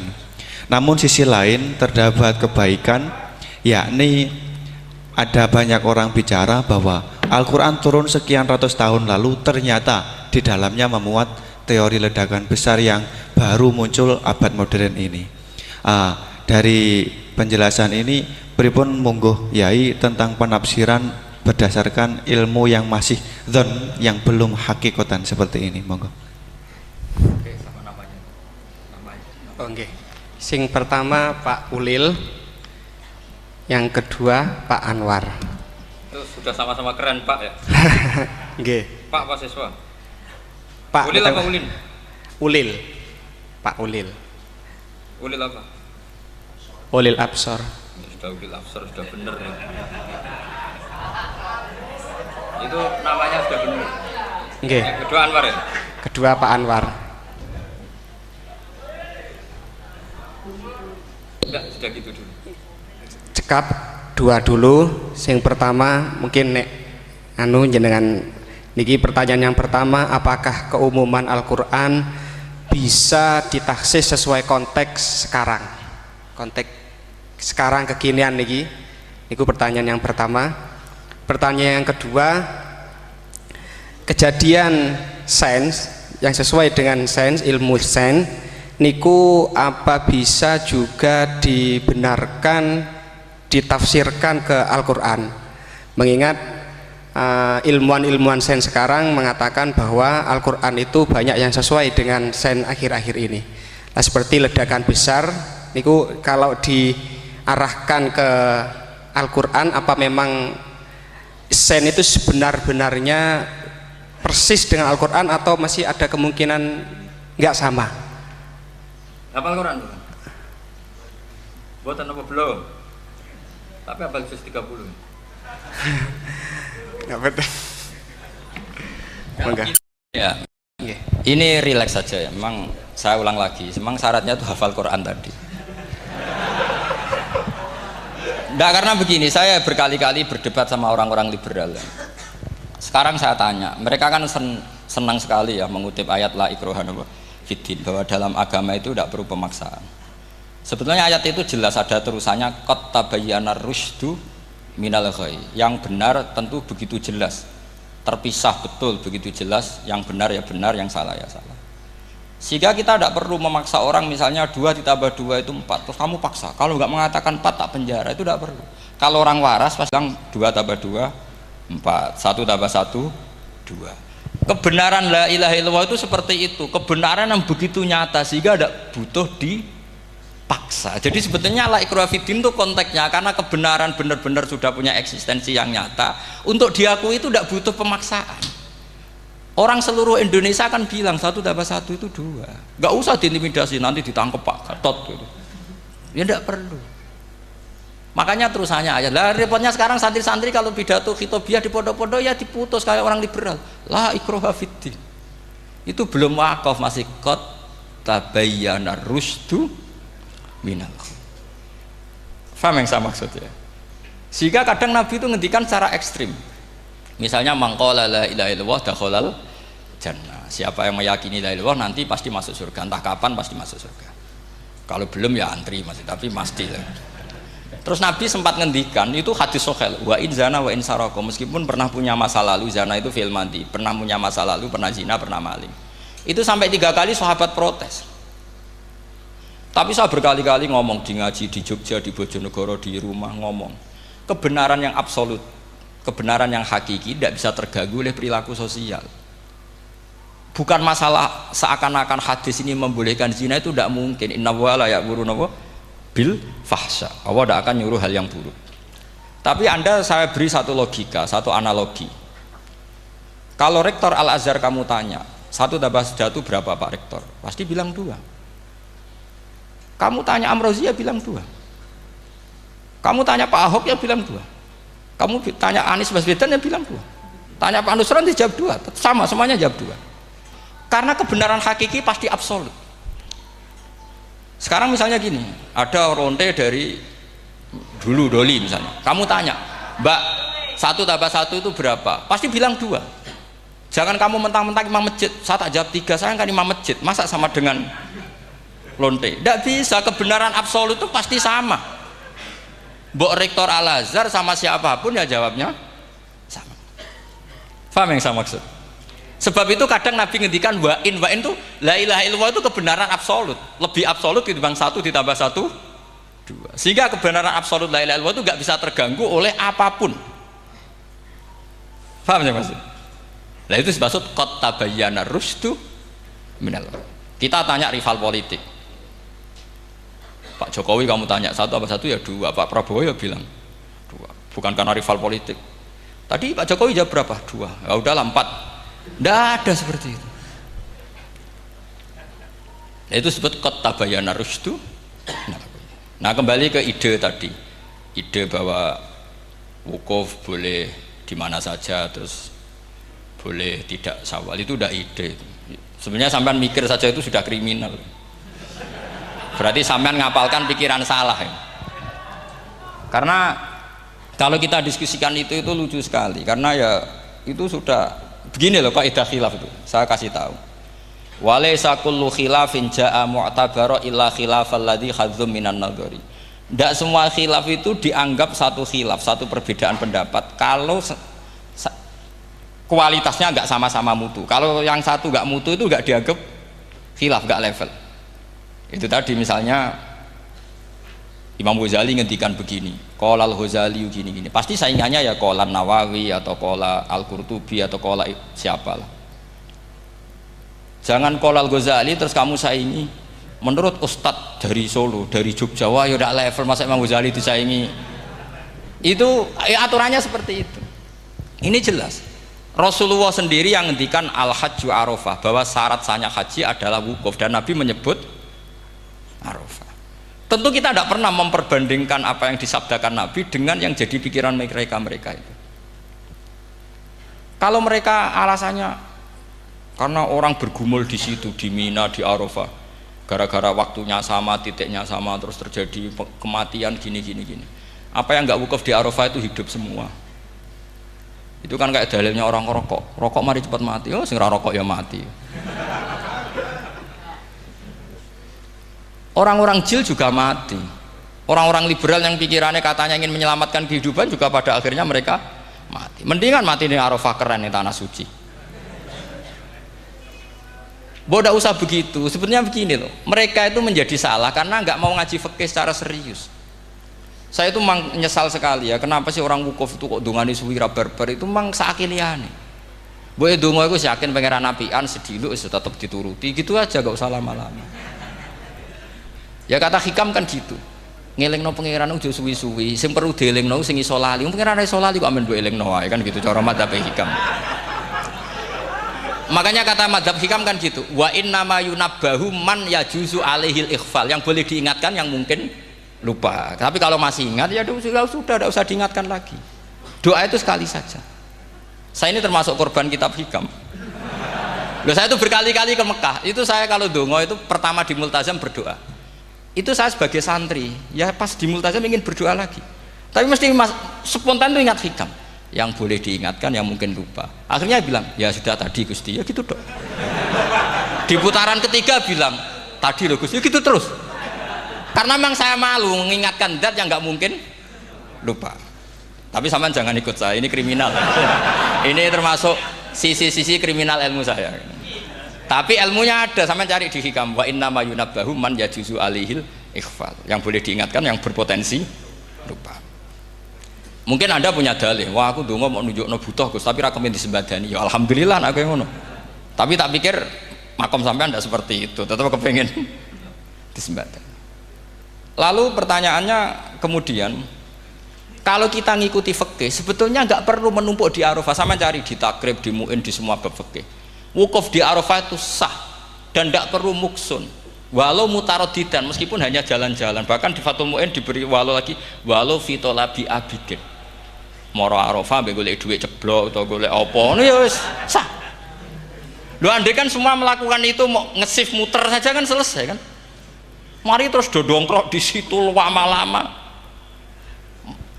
Iya enggak? Zaman Fathul Mu'in dihentikan walau mutarodidan, lewat tok itu sudah sah. Bahkan walau fitolabi abikan meskipun tidak punya niat wukuf, pokoknya ke situ ya sudah nyari-nyari apa. Sing mari menumpuk gara-gara semua itu ingin ideal. Wah mumpung di Arafah, ngentekno Tegal, ngentekno sawah, wah sudah.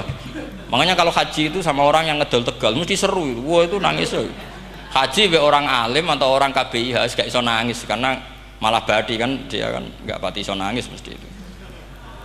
Nah ini kan, nah ini penting saya utarakan. Jadi andikan orang itu ya haji kayak orang-orang alim. Setahu saya orang-orang alim kalau haji ya biasa saja, sekadarnya. Karena ya dia tahu ini masalah karena nanti ganggu yang lain, sekadarnya. Karena kita ini berlebihan, akhirnya menumpuk di situ. Padahal fikih zaman dulu sudah mengatakan walau mutarodidan fitolabi abikin, jelas itu takbirnya. Masih ingat atau tidak takbir itu? Harus ingat kan?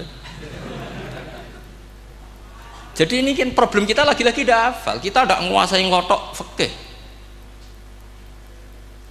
Saya dulu sinau Fathul Mu'in, makanya Gus Zofur itu cerita, kita ini hidup, Gus Zofur sering cerita ke saya, kita ini hidup berkah Gus. Zaman saya jenengan itu rata-rata teman-teman Fathul Mu'in itu setengah hafal i'anah. Ya karena kompetitornya ya baik, peminatnya ya baik. Dulu saking senengnya Gus Naji sama ilmu itu, beliau pernah ikut Fathul Mu'in era saya. Padahal sudah dari Mekah lama, saking senengnya ilmu. Jadi kita dulu biasa diskusi dengan Gus Naji, dengan Gus Zofur karena saking senengnya ilmu. Ya itu tadi, karena memang ilmu itu asik. Tapi kita ini belajar fikih itu tidak seperti itu. Kita sudah kayak, ya sudah kayak orang-orang yang nggak mau fikih. Wong nak ndonga ning Arafah gini-gini terus, ya hanya gitu-gitu dok. Tidak mikir kalau ganggu orang lain itu begini juga dipikir. Itu satu. Jadi menurut saya sampean jangan pernah terlintas bahwa pendapat jil atau apa saja itu pendapat. Walaysa kullu khilafin ja'a mu'tabara illa khilafal ladzi haddu minan nadhari. Tidak semua khilaf itu kita hitung khilaf kecuali yang kualitasnya sama. Kecuali begini kualitasnya agak sama. Misalnya sholat jenazah. Sholat jenazah itu trennya kan mayit di depan, terus imamnya itu di belakang. Nah itu boleh, ada ulama mengatakan nggak apa-apa. Sholat jenazahnya di depan, mayat imamnya di jenazahnya di belakang, imamnya di depan. Meskipun itu tidak lazim, tapi masih masuk akal. Itu tadi fa'innal janazah laisat bimanzilatil imam. Piye jenazah ora imam wajib kok ngarep. Alasannya apa? Loh itu udah orang liberal, itu kitab Mahalil. Kaul awal jenazah harus di depan, kaul sani tidak harus. Piye jenazah itu tidak imam. Coba alasannya di depan apa? Dia tidak imam. Kalau seperti itu masih khilaf karena sama-sama ulama. Dan khilaf ini dipraktekkan, tapi jangan di sini loh, ya, ini jadi fitnah. Saman tak cerita nih, saman kalau haji itu tiap ba'dal maktubah ada sholat jenazah enggak? Enggak, saman jawab saja. Yang pernah haji, tiap maktubah kan ada sholat jenazah. Itu jenazahnya di depan apa di kamar mayat? Loh, itu bukan goib loh, orangnya masih belum dikubur. Enggak, saman jawab saja. Di kamar mayat, enggak semuanya dibawa ke depan. Artinya ada konteks tertentu, mungkin kaul itu yono gunane dalam konteks Mekah karena orangnya banyak, sibuk, ora kober gawa napa? Jenazah. Tapi dalam konteks Indonesia ya suul adab. Wong keren pisan kok ngarepe kok ora oleh gitu. Jadi ya kalau kiai kan biasa kok ngarep keren. Misalnya jenazah wong awam kesempatan sak ngarepe kiai ya pas mati kowe kok ora oleh gitu. Jadi cara kula itu kan. Lah iya misalnya ana wong awam goblok mati. Jenazah dak kok nguri. Dadi yo apa dadi ngarepe kiai pisan kok ora oleh gitu loh. Jadi menurut saya itu. Tapi kalau kamu mengatakan ini fardhu ain, kalau enggak di depan enggak salah, alasan Anda apa? Ini itu udah imam. Sing wajib di depan kita ini kalau imam. Lah seperti itu khilaf. Ini cerita khilaf. Mutu, alasannya sama-sama mutu. Qailnya yang punya pendapat ya sama-sama mutu karena diceritakan kita Mahalli. Dan dipraktekkan di Arab Saudi, yaitu banyak jenazah di kamar mayat, tetap sholat apa? Jenazah. Gaib. Itu pernah saya praktekkan. Tapi sekali itu saja, mungkin tidak terulang. Pas kemarin Banafe Hajin. Banafe itu dekat jenazah itu tidak mungkin, banyak sekali. Gak sholat itu bengi-bengi tak ini nganti jam 2. Dan saya akrab sama beliau, sering guyon sama saya. Sebelum meninggal tuh berkali-kali ya memang masih keluarga sama saya, jadi sering guyon. Dulu sering guyon sama saya. Ya aku sebenarnya tenanan ini ya, sering ngandani saya gitu. Saya nggak ngira kalau mau wafat. Akhirnya saya itu ke masjid sama anak saya namanya Hasan. Acung nyelati Banafe. Pak kok nggak di depannya? Ya sudah ini darurat. Karena nggak mungkin mendekat beliau. Jadi ya itu tadi buktinya sholat gaib juga. Misalnya orang Kediri boleh nggak nyolati orang yang mati di NTT yang lebih timur, boleh nggak? Boleh, padahal mayatnya di belakang karena memang nggak imam. Lah kalau seperti itu khilaf, ini cerita kalau seperti itu khilaf meskipun agak-agak kontroversi tapi kualitasnya masih waras lah, masih bagus. Sampai kalau nggak percaya cari di Mahalli di bab jenazah. Kalau Mahallinya ada di Qalyubi, tapi jelas saya yakin itu ada. Saya tidak donan yakin jangan. Kalau nu mulang, ya mulang terus tidak punya masalah ingatan. Jadi ingat betul kalau takbir itu ada. Gitu. Jadi saya ingat betul kalau takbir itu ada. Nah terus pertanyaan kedua dari Kang Anwar tadi itu memang problem ya. Tapi itu bisa diatasi lewat seni menulis. Biasanya kalau seorang penulis, apalagi di Indonesia itu kan gampang sekali. Kalau kata itu bisa bias atau majas kan bisa dikasih tanda kutip, dikasih tanda apa? Kutip. Itu memang nyata ya. Saya pernah berdebat berkali-kali lah. Saya kan satu tim ya dengan Pak Zaini, dia seorang profesor, juga pernah tanya Gus Wafi, putrane Mbah Mun saat di Syria. Zaman itu saya Ramdan Al-Buti masih hidup. Saya itu punya komunitas dokter. Ini cerita nyata ya. Yang dia tanya gini, Pak Bahak, kita ini ahli embriologi. Dan tidak pernah ada ceritanya ada segumpal darah dalam proses embriologi. Yang ada itu sekian zigot yang berhasil nempel di dinding rahim itu nanti yang jadi janin. Jadi kalau kita ngaji ada segumpal darah itu menjadi aneh bagi kita karena proses itu tidak ada. Ya saya jawab ya enteng saja.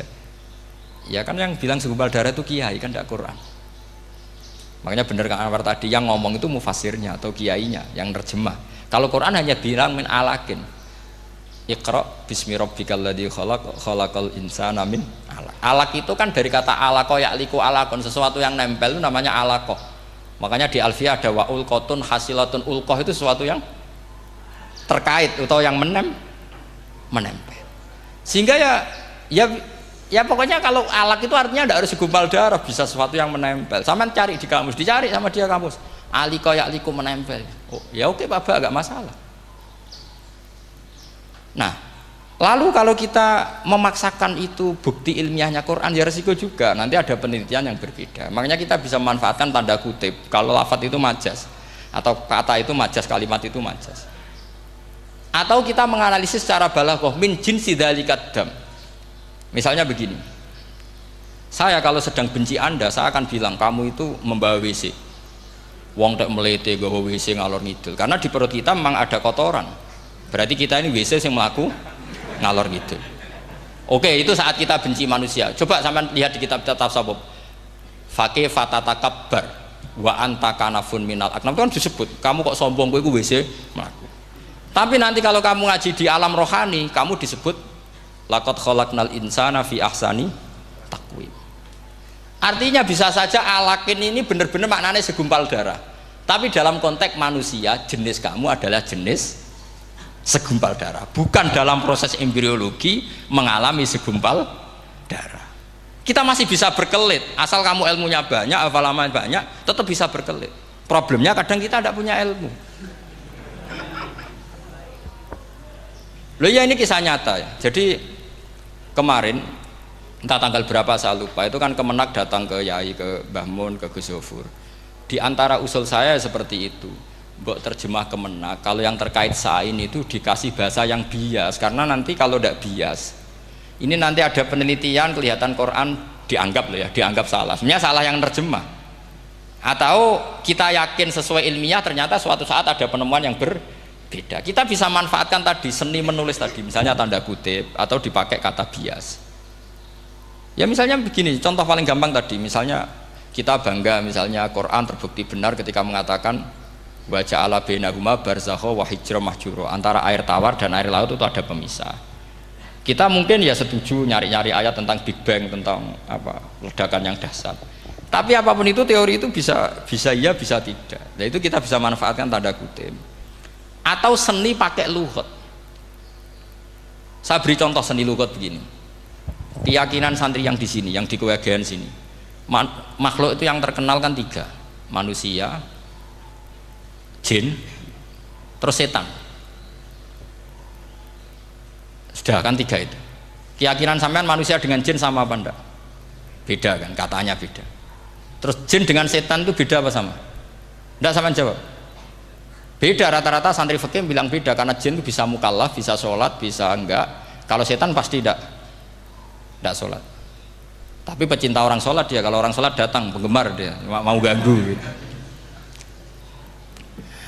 Nah sekarang pertanyaannya gini, lalu ketika para ulama mengatakan jin dan malaikat itu beda, jin dengan setan beda, tapi di Quran itu ada loh ayat fasajadu illa iblis kana minal jinni fafasaqa an amri rabbi. Jelas ayatnya di surat Isra kalau nggak salah tuh, kana minal jin, kana ono sopo iblis iku minal jinni. Padahal tadi Anda yakin iblis dan jin itu tidak sekategori, tapi ayat itu kana minal jin. Caranya gimana? Gampang, sama cari di tafsir Baghawi atau tafsir Ibnu Katsir. Caranya adalah dianalisis secara lughat. Sesuatu yang enggak kelihatan atau yang gelap disebut jannah.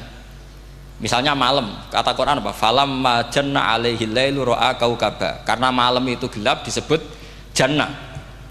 Orang yang gila karena masturul akli disebut majnun.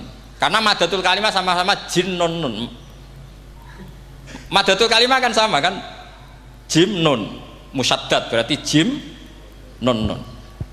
Saya ulang lagi ya, kalau malam disebut falam majana alaihi lailu, kalau orang masturul akli disebut majnun, orang dalam kandungan disebut janin. Kullu dzalika yusamma bidzalik li'annahu mastur. Semua dinamakan itu karena mastur, tidak kelihatan. Nah, sekarang sampai tak tanya, iblis itu kelihatan apa enggak? Ndak, berarti kalau kana ana sapa iblis minal jinni setengah barang sing ora ketok. Kejumanane minal jinni kelompok jin. Nanti kamu masalah dengan kiai Anda meyakini, "Lho jin kok iblis?" Beda. Jin itu iso ngaji. Ya gampang saja. Kalau jin yang sakolen ya jin yang bisa Islam bisa kafir. Tapi kalau kata jin yang dalam ilah iblis, karena minal jinni minal masturin. Faham yang saya maksud? Tetap bisa ada solusinya. Makanya ngaji itu jangan hanya Ibnu Katsir. Ibnu Katsir itu beliau hanya menjawab lewat riwayat. Beliau jarang bermain di lafadz. Tapi kalau sampean ngaji kayak tafsir Baghawi, kayak tafsir apa itu, subhanallah, ya Baghawi terus Bedawi, itu nganalisnya sering pakai lafadz dan itu menjadi mudah. Misalnya lagi begini, sholat kita ini ya sholat yang muftatahatun bitakbir, muftatamatun bitaslim. Tapi kita secara lughat jelas as-sholat lughatan ad-du'a. Dan ada lafadz di Quran yang nggak mungkin kita maknani sholat itu dengan makna sholat yang mustalah alaihim tal fuqaha, yaitu di ayat khud min amwalihim shadaqatan tutahhiruhum wa tuzakkihim biha wa sholli alaihim inna sholataka sakanul lahum. Muhammad, kalau ada orang zakat ke kamu, sholli alaihim, kamu harus mensolati mereka. Wong cek urip kok di solati, pasti maknane sholli ai utulahum, kamu mendo akan. Terus inna sholataka sakanul lahum ai du'auka sakanul lahum, doa kamu membuat mereka tenang. Faham sih kalau maksud? Lagi-lagi kita, kalau Anda janggal secara ilmiah, ya sama seperti misalnya katanya bumi menurut Quran itu diciptakan dalam masa 6 hari, padahal menurut teori Big Bang sekian juta tahun. Lu yaumin itu maknanya tidak harus 24 jam.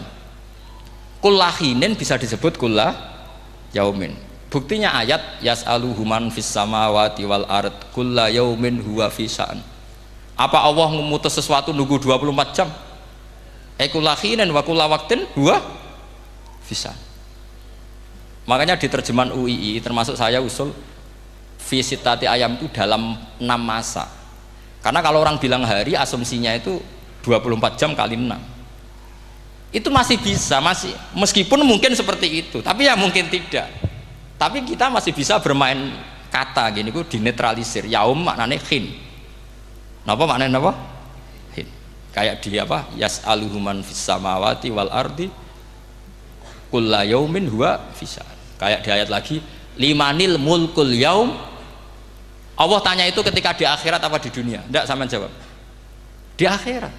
Ketika nanti di akhirat Allah tanya, liman iku kedue sapa al mulku te kerajaan al yauma, limanil mulkul yaum lillahil wahidil fa inna fil akhirah laisa hunaka yaumun wala hunaka sa'a wala hunaka misalnya arbaun wa isyruna sa'. Di akhirat tidak ada 24 jam. Istilahnya Allah ya limanil mulkul yaum. Paham sih kalau maksud?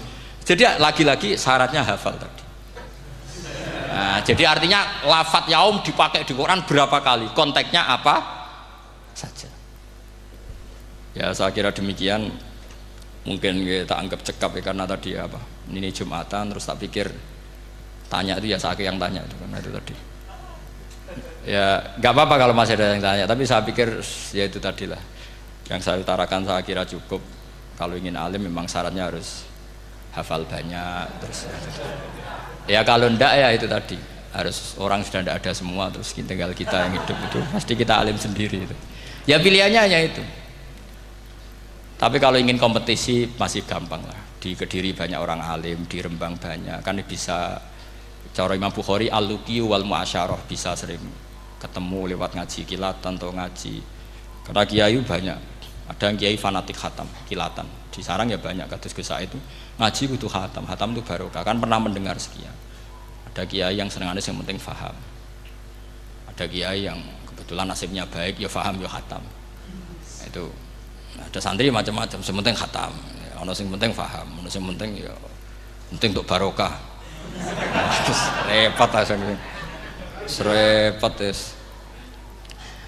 Tapi yang penting itu saya mohon lah. Kalau orang lain tahu Quran lewat terjemah, kita kalau bisa jangan lah. Kita ini ngaji Jalalain, ngaji tafsir Sawi, ngaji macam-macam. Saya itu kalau sinau tafsir itu tak ulang-ulang. Saya itu sampai lupa khatam Jalalain berapa kali itu sampai lupa.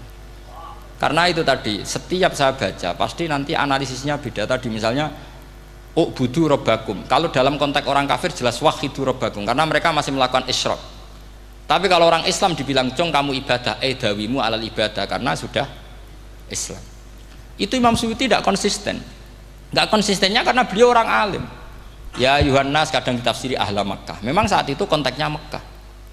Tapi dalam konteks Islam tentu wama arsalna ka ila kafatal lidasi basyiro wa nadhira. Itu kan ulama. Kalau ingat asbabun nuzul ya Yuhannas jelas ahla Makkah. Tapi kalau ingat umumul Quran nas ya kullan nas, bukan harus ahla apa? Makkah. Makanya ada fi tafsirin qala ahla Makkah, wa fi tafsirin akhar dia bilang ayyan nas. Ini yang mengulang-ulang akan paham karena konteksnya apa? Beda. Lagi-lagi ya tadi harus hafal. Ayuhan nas dipakai Quran berapa kali? Konteksnya apa saja? Makanya Ibnu Abbas ketika ditanya bagaimana perbedaan ayat Makkiyah dan Madaniyah, beliau enteng jawab. Biasanya kalau surat Makkiyah dimulai ya ayuhan nas karena mereka zaman itu masih kafir, belum berstatus mukmin. Kalau di Madinah rata-rata khitab sudah ya ayyuhalladzina amanu karena di Madinah mayoritas sudah mukmin. Tetap memanfaatkan proses dialek dan itu mudah. Memang kalau kita neliti terus mudah. Maknanya mudah itu tidak sulit. Ya memang Nabi begitu. Loh, sampean kalau hafal hadis nanti akan ngomong seperti saya. Loh, itu otomatis. Misalnya begini, Nabi itu ditanya, ya Rasulullah, dulani ala amalin gini-gini, terus terakhir dia ya yudkhilunil jannah, yang bisa masukkan saya ke surga. Nabi jawabnya itu, inna dzalika yasir, itu gampang. Tapi terusannya yang enggak nguati, alaman yassarahu wa. Oh, itu gampang dong bagi wong sing digampangno pangeran. Orang kata Nabi, wah ini sulit, enggak semua orang masuk surga. Nabi jawabnya, inna dzalika yasir, itu gampang. Tapi terusannya alaman yassarahu wa. Ya mengen Quran adatnya ya gitu. Inna dzalika 'ala Allahi yasir. Ya itu gampang. Bukan berarti kita nyepelekno, ndak, memang ya itu tadi. Sesuatu sulit itu kalau kita tidak tahu rumusnya, sebenarnya kita tahu, cuma tidak mau. Sampean tahu kalau rumusnya ingin alim tafsir harus hafal Quran, hafal hadis, pernah ngaji etkon, ngaji ini, tahu, tapi kan nggak mau. Akhirnya mau takut tok, carane ngalim piye Gus? Aslinya ngerti, nak carane iku ngerti. Geleme sing raga. Nah, itu kan gitu. Ini kebetulan kenyek kan ngomong fakta on biasa mawon, betul kenyek. Ya seperti kamu mau ke Jakarta kan jauh, tapi tetap gampang. Caranya beli tiket gini-gini ya kan. Ya kalau ingin alim tafsir, satu hafal Quran, dua minimal setengah hafal Jalalain. Nanti kalau Jalalain janggal, kamu ngaji Sawi, karena banyak juga Jalalain yang diprotes sama Imam Sawi, dikritik. Itu kan wajar ya, sarah itu hanya membenarkan yang di matan ada masalah. Takrib kurang barokah, ya ada beberapa yang dibenarkan sarah. Kayak takrib ngendikan mabit bimina sunat apa wajib, kalau di kitab Fathul Qorib sunat, di sarah dibenarkan, kalau yang benar itu wajib. Takrib bilang sholat jamaah itu sunat muakkadah, di sarah dibenarkan itu fardu kifayah. Ya sama di Jalalain kadang ada masalah seperti itu. Imam Suyuti meyakini satu hal, sama sarah dibenarkan. Makanya ya Jalalain ya Sawi. Nanti setelah itu khatam semua, belajar tafsir Baghawi. Nanti kan alim sendiri. Apalagi di desa kamu tidak ada orang alim, wah hebat. Kak, kamu jangan hidup di sarang, di Lirboyo, di daerah-daerah, jangan hidup di Kuwagen, nyari daerah yang aman, aman dari kontrol maksudnya. Tapi yang jelas itu jawab dulu mudah. Kalau kamu menjawab sulit, kualat neraka sama. Lihat bagaimanapun Quran disifati Allah walaqad yassarnal Qur'ana lidzikri fahal mim mudzakir. Makanya saya tadi ngomong, kalau Anda hafal seperti saya, pasti cara ngomong kayak saya. Kita mau ngomong Quran sulit tidak mungkin. Kita ini ingat kalau Allah mensifati Quran walaqad yassarnal Qur'ana. Fakaifa wasafahu wa bil yusri wa anta taqulu bil usri. Bagaimana Allah mengatakan yusrun kemudian Anda mengatakan usr. Neraka sama bantah pangeran. Atau gini, kalau terpaksa ini sulit Gus, tapi sementara ini pokoknya tambahi gitu lah, nanti ya masih sulit, tapi ya bisa saja tidak sulit. Karena tadi bukti kalau Quran mudah, orang kafir ketika dibacakan yang nangis banyak. Raja Najasyi sebelum Islam dibacakan surat oleh Ja'far bin Abi Thalib nangis. Inna hadza wa manazala ala Musa lamin miskatin wahidah. Ini dengan Taurat pasti dari pintu yang sama, dari nur yang sama. Miskat itu nur. Faham nangis sampai wa idza sami'u. Sami'u itu belum Islam loh ketika itu. Wa idza sami'u ma unzila ilar rasuli tara a'yunahum tafidu minad dam'i mimma arafu minal hak lagi yaquluna rabbana amanna. Artinya fahimu hina kanu fil kufr. Mereka faham ketika masih kafir. Karena muyassar, Quran itu muyassar. Faqih fala tafham. Wa anta tata'alam kutuba kadza wa kadza wa takhtimu kutuba kadza kadza. Kok ijek kadza. Lha ku entek kadzane. Ini bukan kritik, ini pelurusan. Sampeyan jangan sensitif, kok cah wedok yang dikandani sensitif, mutung. Ini pelurusan. Jelas Quran disifati walaqad yassarnal Qur'ana lidzikri fahal mim muddakir. Dan itu nyata, saya ulang lagi itu nyata. Sampai yang saya ceritakan di makalah ini ada orang Bedui, ada seorang khotib khutbah, fawarabbis sama'i wal ardi innahu lahaqqum mithama annakum tantikun. Arabinya tanya sama Pak Khotib, itu kan artinya kan demi Tuhannya langit dan bumi. Si Arabi tanya Pak Khotib, yang bikin murka Allah itu siapa? Kok sampai Allah terpaksa sumpah? Karena si Arabi tahu orang sampai sumpah itu pasti karena tersinggung. Kalau nggak tersinggung ngapain Anda sumpah? Dalam kehidupan sehari-hari kalau kita sampai sumpah itu karena tersinggung. Kita ditagih orang bisa sesuk tak sahur, ditagih lagi bilang kita tak sahur. Nah, serah percaya bang, wallahi sesuk tak sahur. Kalau orang sumpah itu karena tersinggung. Ternyata betul. Sampai cek di Quran. Kalau Allah memulai surat dengan sumpah, pasti terusannya Allah itu duka atau marah karena sumpah itu untuk yang tersinggung. Makanya di Balaghah diterangkan kalau kaidah normal, kondisi normal kamu harus bilang Zaidun qaimun. Kalau mukhatab ada indikasi tidak percaya, kamu bilang inna Zaidan qaimun. Kalau selalu kelihatan tidak percaya, kamu harus bilang wallahi inna Zaidan laqaimun. Ya enggak di ilmu Balaghah. Lah iya itu kan Arabi saja paham. Kamu yang ngaji Jahrul Makno tidak paham kan aneh. Makanya itu penting gitu. Lagi-lagi walaqad yassarnal Qur'ana lidzikri fahal mim muddakir. Nggih doa ini bagian ustaz sing pun khusyuk niki kan donga ning kersane niki. Ampun kula.